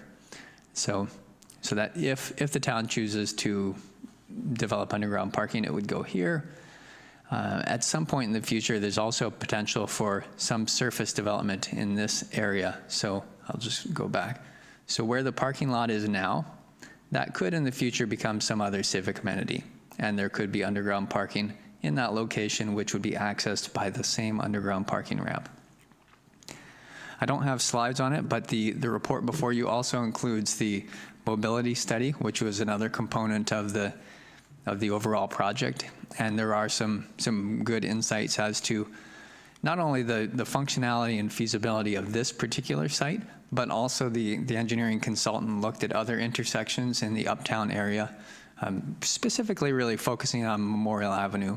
And there's a very insightful diagram of that problematic intersection at First and Memorial and Veterans Way. So I think there's some bits we'll be able to pull out of that to potentially action in the near future. There's also a discussion in that report about the investigation of turning Second Avenue into a one-way street with angled parking on both sides. And the transportation consultant doesn't recommend proceeding with that at this time. So there's a bit of discussion on there. So at this point, the next steps, actually, before I go on, I just want to show you, this is the concept that council previously endorsed for the park. It's a combination of a few elements that the public liked from the previous consultations. And so there's a bit of, grassy area here, well-treed. There's a little performance area here. Hard to read on the screen, but it is in the package before you. So 2 recommendations before you today. The first is that council endorses this plan. So with that, staff would then be able to start preparing for the next steps. And the second recommendation flows directly out of that, and that is that council directs staff to prepare a report outlining next steps in implementation of the bus garage conceptual design for consideration during the 2025-2029 budget process. There's a number of elements in the plan that will require town investment, such as the public square, underground parking, the ramps, the conversion of that land behind Tosh into surface parking. All of those need to be costed, and then with the costing information, we can have a discussion with council as to which years those projects need to be implemented in. And of course, we'll also be looking to Naked Naturals for an updated proposal. So there's lots of moving parts, and we need to start drilling into more information on costing and timing. So those are the 2 recommendations before you today. If council has any questions, I'd be pleased to take them. Thank you, Mr. Seals. Questions? Councillor Vander. Thank you. So for my clarification, when you're asking us to endorse this plan, are you talking about the overall plan, including the parking area would be under the plaza? So that's the option, and then you will go from there? Yes, thank you, through the chair to Councillor Vander. Endorsement of the plan does not commit the town to every element in the plan, but it clarifies that this is the direction the town wants to go. Financing and details will need to be worked out. This is not a detailed design, so the plan is very, very clear that, especially when it comes to the plaza, that there would need to be a detailed design to follow. So this adoption of this or endorsement would clarify that this is the town's direction, but it wouldn't commit you to any specific element in it. Okay, thank you. Well, I think that we need to know what Naked Naturals is planning to do before we can decide what we should do, because a lot of the design hinges on what Naked Naturals needs. If they decided that they don't want to build residential, which is one of the things that we discussed at a previous council meeting, then they wouldn't necessarily need extra parking down below, so then we wouldn't need to ask them to provide that parking. So it might change their design entirely and the need for below-grade parking. And I'm also concerned about the plaza being designed on slab rather than on grade. I would think because of the items that were mentioned on page 134, no, sorry, not on page 134, on page 13, many reasons to have the plaza on grade rather than on slab are mentioned, including better handling of rainwater, lower maintenance requirements, better growth and retention of trees, tree canopies, and landscape plantings, and construction costs that are 3 to 5 times less than on slab construction. There would need to be an elevator for access, which in this current plan is opening onto Fern. And I'm not sure if there's a way to make that elevator extremely attractive, but it will be at street level. It might be an eyesore, maybe not, but it would be a high maintenance investment either way. And the other concern that I have is on page 134, it does say monitor the parking demand of the site and the underground parking spaces once the proposed development is fully occupied. If there is excess parking demand, some of the underground parking spaces may be reassigned to unrestricted public parking. My understanding of that is that you're saying this extra parking could come from Naked Naturals parking, which I don't understand how that would be possible because it's privately owned parking for Naked Naturals. So there's a bit of confusion there to my mind. So once again, I think the important thing is that we need to understand what Naked Naturals is doing before we can really go ahead with what we think we should do. Thank you, Councillor Vander. Councillor Skipsey. Thank you. Well, most of my concerns are around the parking as well. It was my understanding that originally we had decided we would put underground parking along Fern because, or that's where it could go, is because that was necessary to sort of assist the Naked Naturals parking lot. So, but then now I see that they're not connected, that there seems to be no connection between those two. So I'm wondering if necessarily it needs to go in that location. And then, as Councillor Vander had mentioned, then you wouldn't have those extra costs of having it on slab versus on grade. The other thing is just the cost, of course, of underground parking. And looking at 2.5 million, well, I'm thinking, well, maybe we could use 2.5 million to buy other properties in the vicinity and not go that route at all. I'm also wondering if there's any concern around the timing, given that the school board has publicly indicated that they may be looking to do something else with the Commons property. So would that have any impact perhaps on this proposal? And also finally, just wondering if we've ever discussed this proposal with with the Qualicum First Nations and whether they might have, or First Nation, maybe they might have some input or suggestions, or just, I think that would be an appropriate thing to do, would be to have a conversation. Thank you. Councillor Young. I don't think at this time we should be debating the details. I think we should approve this next step to show the Naked Natural people that we are open to see their design, and then we will follow accordingly to what they're proposing. Yeah, and I think one of your keywords is follow. So until we know what they're planning, it's kind of hard to guess. I also have a concern expressed by Councillor Vander about building on top of the underground parking on the corner of Fern and Memorial and putting all the amenities there.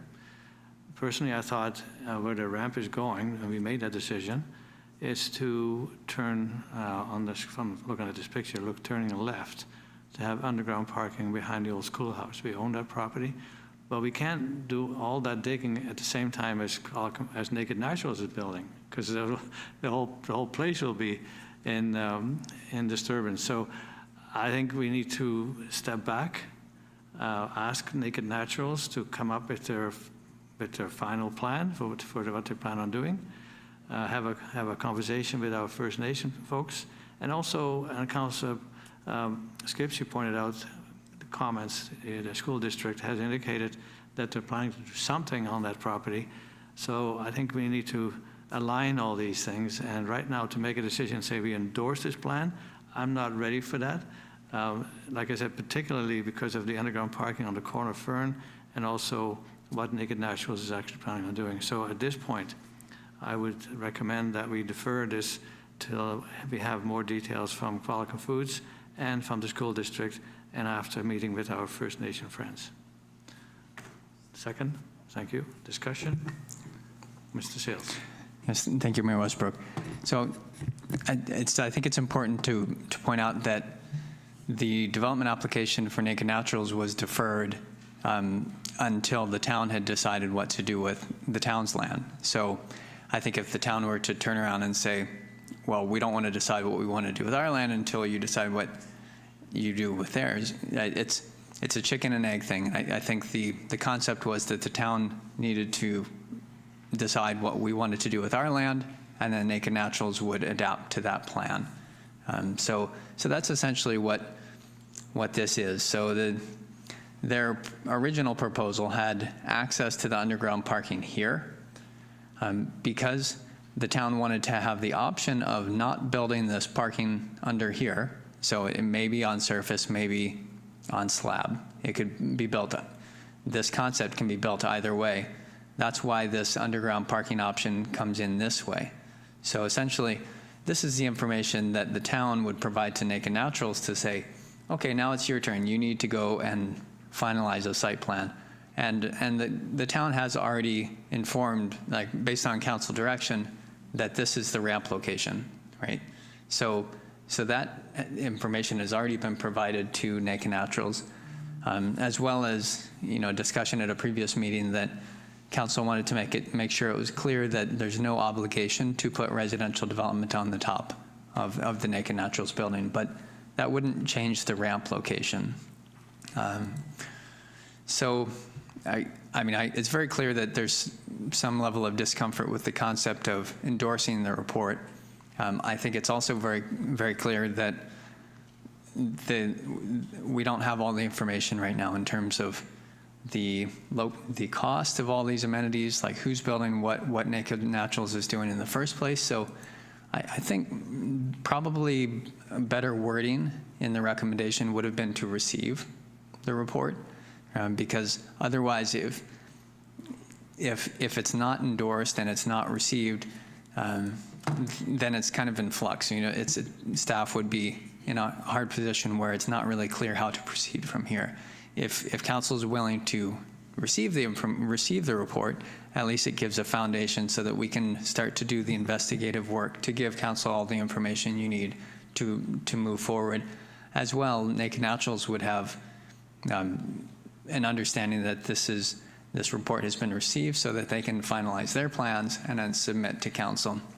And those other moving pieces that you discussed, so the school district, yes. So in a recent meeting, the school district has made it public that they are looking at options to work with a partner perhaps to secure some future for the commons in the long term, because they don't necessarily want to be operating that building as a community amenity in the long-term future. So when the site was designed, there was an acknowledgement that the Qualicum Commons might change at some point, and so the interfaces with the commons are done with that in mind, regardless of what the future holds, whether it stays as a school facility with the existing building or perhaps sees changes at some future.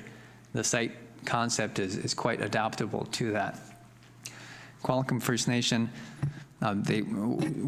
invitations were sent to various consultation events, and I think if there's an interest in council to specifically involve Qualicum First Nation in the detailed design of the plaza, I think that's entirely appropriate. I think we could maybe incorporate some public art or bring them into that design process more. This is, what you see before you today is a concept. It's really just conceptual for that plaza so that we know where the big blocks are, and then we can bring in partners to fine tune it and adapt. So I think that concludes my comments in terms of giving council some advice. Sure. Would council be more comfortable if it was to receive the report rather than endorse it? Because what we could do is to lay on the table the motion that was made to defer this, change the wording of the recommendation from endorse to receive, vote on that, and then bring the motion back to defer until we have more details. Would council like that idea? Mr. Vander? Okay. Sorry, I just have a question. It's my understanding that Naked Naturals was informed that we had chosen the location of the ramp, and from that point, they could work on their design. So they're not really waiting for us to endorse a specific plan, just for clarification, correct? So they don't really need us to do anything more in terms of their design, but I feel we need to do more in terms of their design affecting our design. So Yeah, from speaking with one of the owners, they just wanted to know where the ramp is going to be. We confirmed that. They know that, I'm sure, by now. So if council agrees, we could lay the motion to defer on the table and change the staff recommendation. Does council agree with that? That's okay. By consent, we lay my motion, so to speak, on the table, and I will move that council receives the report titled Bus Garage Final Report dated May 1st, 2024. So we have a motion, Councillor Skipsey, Councillor Vandervalk, discussion on that. All in favor? Opposed, if any, carried. Now we bring the motion back to defer future, I guess, decision-making until we get the details outlined in the motion that was passed earlier. Miss Yes, sorry, I just want to make sure we're correctly reflecting what your motion was. So we had that council postpones the bus garage final report. So that's not what it's going to be. Yes, you already did a motion to receive. So now your postponement is? The second part is to direct staff to prepare a report outlining next steps. And what I'm hearing from council is to wait for the next steps until we have the details from the 3 items I mentioned. So the postponement is consideration of that second motion. That's right. Postponing consideration of the second motion until? We see the detailed plans from Naked Naturals, what the plans are for the Commons, the property owned by District 69. And perhaps firstly, after we have a conversation with Valk and First Nation.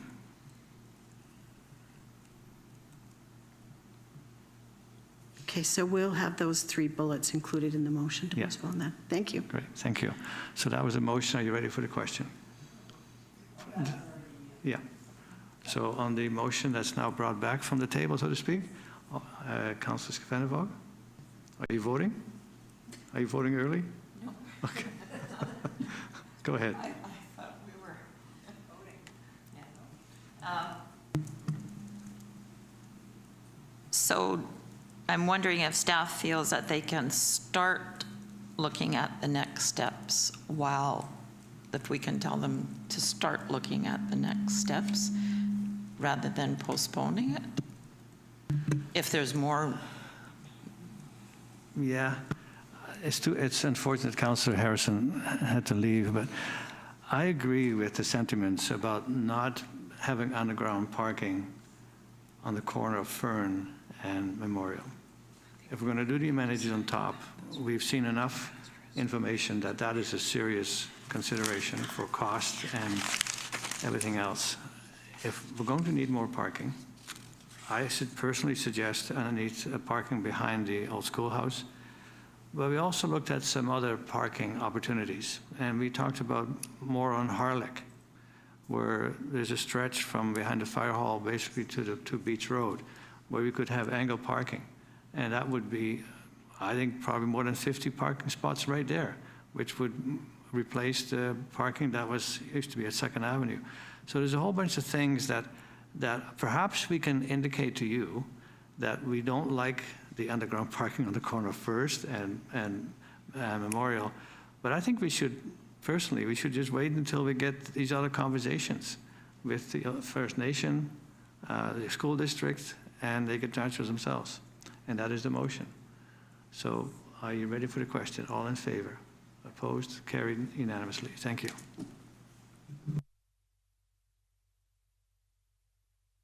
Saahtlam Park. Okay, thank you, Mayor Westbrook. So we have before you a second plan for consideration. So this one is in relation to Saahtlam Park.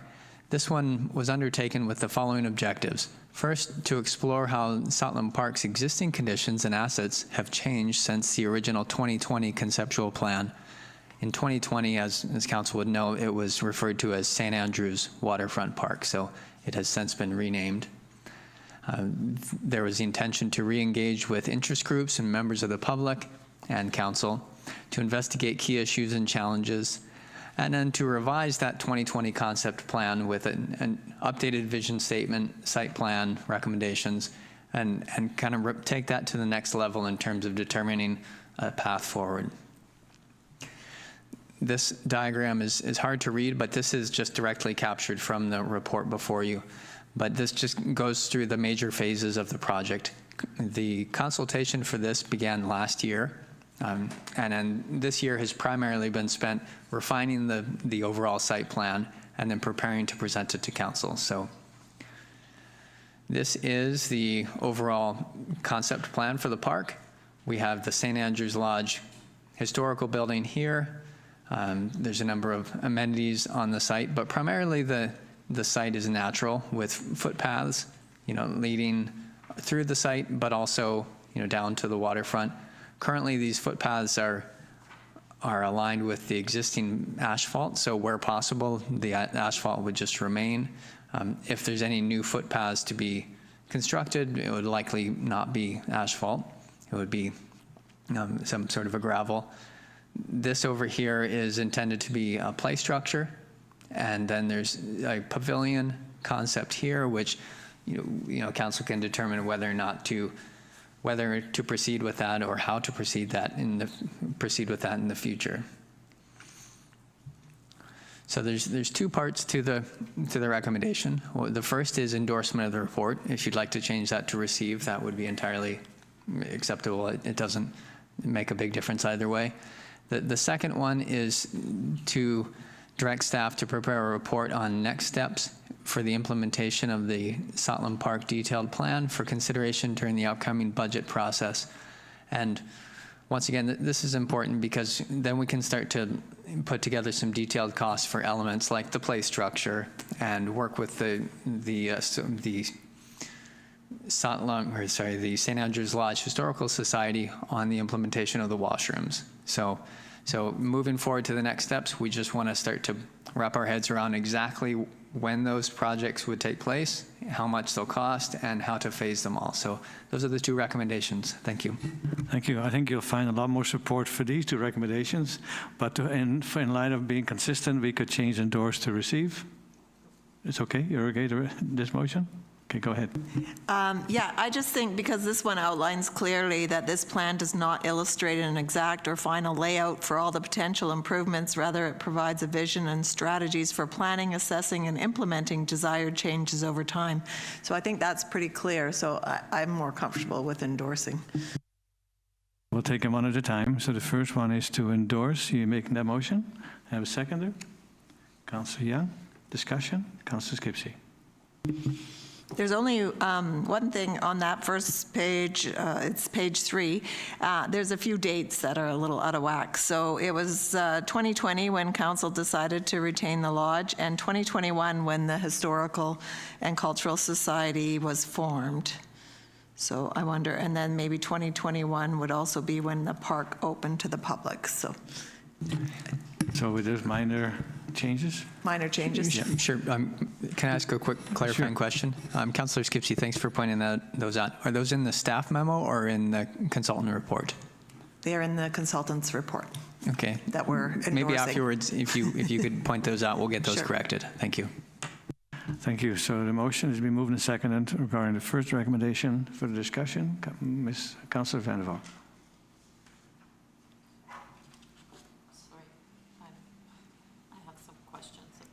Microphone. Go I have ahead. some questions about the design Go ahead. and the elements, since we're looking at those specific elements. My primary concern is how the design for the restoration of St. Andrew's Lodge work together. And couple of questions about that. One is the performance space that you have, and that is showing on the design. Whether we need to have that as a formalized space or if it would make more sense to have it as a more flexible space that can change as the need changes. Same thing with the play area. It's become seems like a very formalized space because there's a mention of a fence around the play area, which seems a little odd to me, but questioning that. And also the natural character of not only the playground, because the playground, there's reference to supporting elements such as a wobbler, spinner, or ride-on spring toy, and engineered wood fiber or pour-in-place rubber safety for surfacing, which a lot of concern or discussion, I believe, with First Nations and with other stakeholders was to maintain the natural character of the park. And those things don't seem particularly natural to me. And for the paved pathways, just wondering if we're introducing new paved pathways, whether they will have permeable materials or could have. Access to potable water near the picnic areas. Would not water from the washrooms be sufficient? Because I'm just wondering, do we need to have extra water and piping? And with the archaeological surveys that we're having to undertake, will that be a complication as well? And food truck location. There aren't that many special events happening here. They've only ever needed one food truck, and you've got locations for 2 food trucks, so that might be a bit of overkill. And let's see. And the wilderness of the foreshore area is also, it's a more natural feel to it. I understand that we want to protect the area, but having a cedar split fence may or may not detract from that, may protect the area, but also then it really limits or changes the feel of the area. Essentially, natural feel and quiet seems to be key elements, and I think that those things need to be respected. I'm not sure if they will in this plan. There's a lot of things happening that may not necessarily have to happen, so that would also affect costs. Thank you, Mr. Seals. The next recommendation is come up with a report outlining next steps. The issues that are being raised by Councillor Van Valk, would they then at that time be discussed, or do you need to get some more clarity on where we're going with this? Thank you. Yes, thank you, Mayor Westbrook. The points raised by Councillor Vander are, that type of discussion is in the report. I think we're very alive to the fact that the natural setting is very important to the site, and I don't think we want to detract on it with any improvements, whether that's hard surfacing or incompatible play structures. So, but I think Mayor Westbrook, you're absolutely correct that the decision points as to which of these elements proceed and how they proceed will be in council's control. And so the next step would be a report to say, here's what we're thinking in terms of phasing and exact implementation of these various things, and here's what the type of concept we're looking at for the play structure. Or so we will bring options to council, and it'll be up to council to determine exactly how to interpret that natural setting while combining some of the amenities that the community has envisioned. Thank you. Thank you. I think that's the way to go. So I'm ready to accept a motion for the, I'm just asking for a motion for the second part, and then we can discuss that. So did we move and second the second recommendation, Mr. Coates? We haven't? Okay. So a motion for the second part, Councillor Skipsey. It passed unanimously. So on the second recommendation, Councillor Skipsey, Councillor Young, discussion. Councillor Young. Can I get refreshed on what is the budget for this project and how much of it is it reliant on grant funding, or is part of it to be supported by the society that's been fundraising? I just kind of would like a refresher on that, please.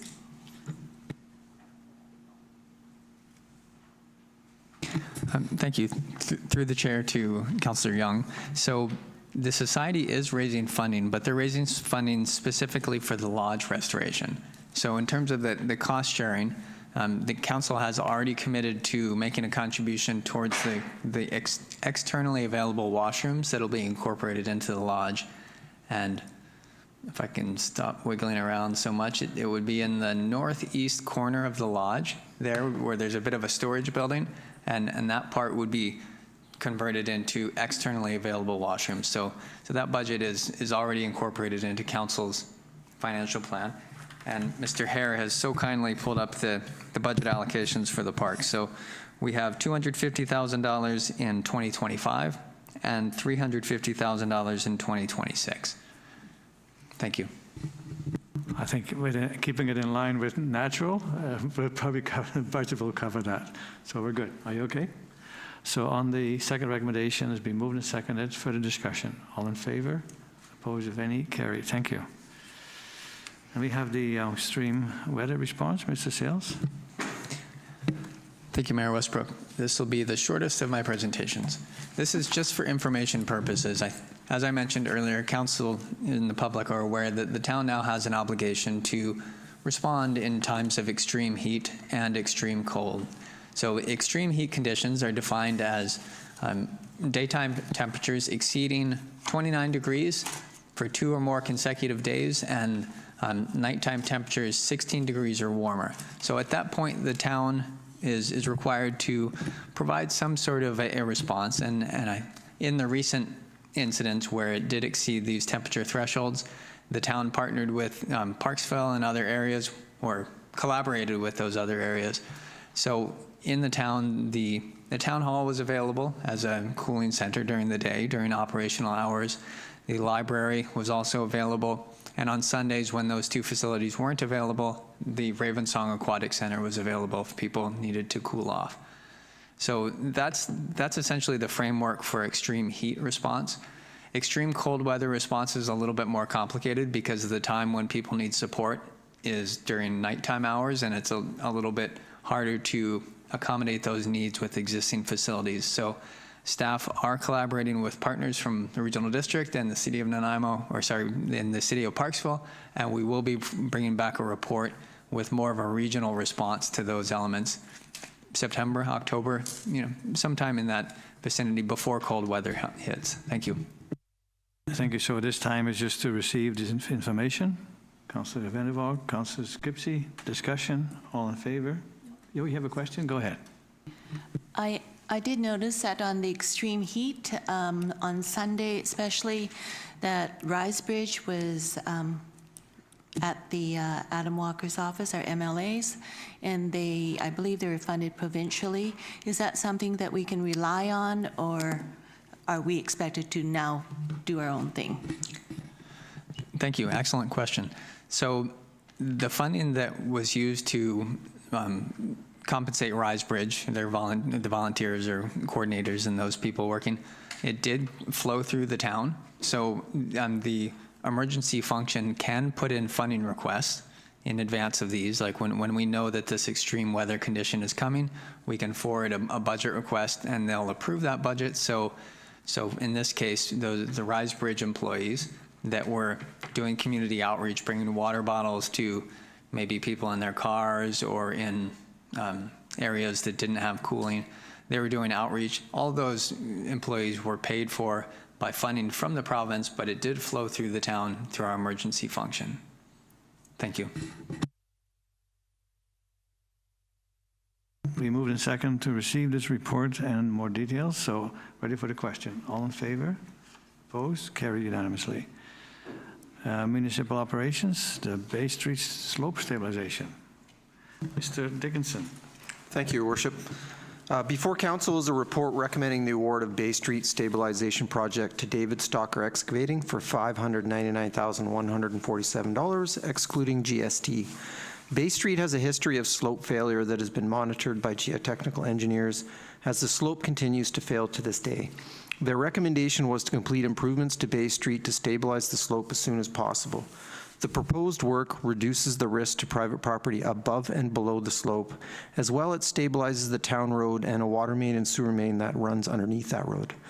With the restrictions of slope stability in private property, we are only able to reinstate the asphalt to a minimum width of 3.6 meters, but have a gravel shoulder of 1.45 meters wide on the uphill side that must remain gravel to capture stormwater from the slope above it, but can be used as a refuge for pedestrians walking along the road when a car comes. The contractor has indicated a mid-September start with completion by the end of the year. The sooner they can start, the better, as the work will be complicated by rain and stormwater. The recommendation is before Council for consideration. Thank you. Any questions? Councillor Skipsey. I just had a question about the timing, because in the report on page 266, it says, subject to council awarding the project, the contractor will be authorized to begin anytime after receipt of the notice to proceed. And Bay Street is well used, especially in the summertime, for people accessing the beach, dog walkers, people in flip-flops with their floaties walking down to the beach. So I just wonder, if it were to be starting right away, that would impact, I think, the neighborhood and even people from above that use that as an access to the beach. So my question is around timing.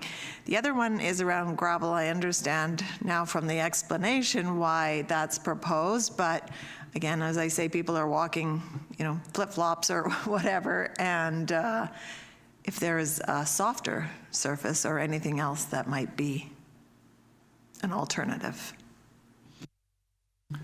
Mr. Dickinson. Thank you, Your Worship. For timing, the contractor has indicated he wouldn't be starting until mid-September, definitely after Labor Day, so this shouldn't conflict with the existing summertime use from the residents above.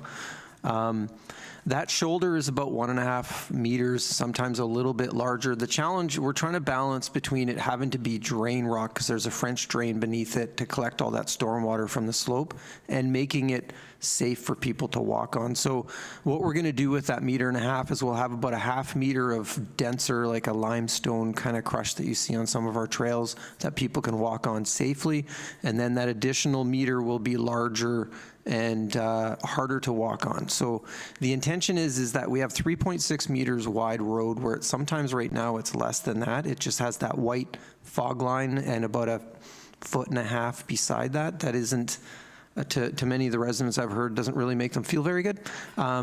So in this instance, at least, they'll have a little bit more asphalt if they need to stay on it than they actually have. And what they can do is, if a car is coming, they hear it fast and they can step up. It's actually a 4-inch, 5-inch curb that they can step up on the gravel while the car goes by and then step down and continue on. So I do believe it's safer than it was before. It's just not the same facility. I agree. In the past, when there wasn't really any way for the water to run down to the beach, in the wintertime, that would freeze up. And it would be like a skating rink coming down Bay Street. So this is a much more improved and thoughtful proposal. So I would be in favor of it, but we need a motion to proceed. So Councillor Skipsey, Councillor Vander Valk, discussion. All in favor? Opposed, if any, carried unanimously. Thank you, Mr. Dickinson.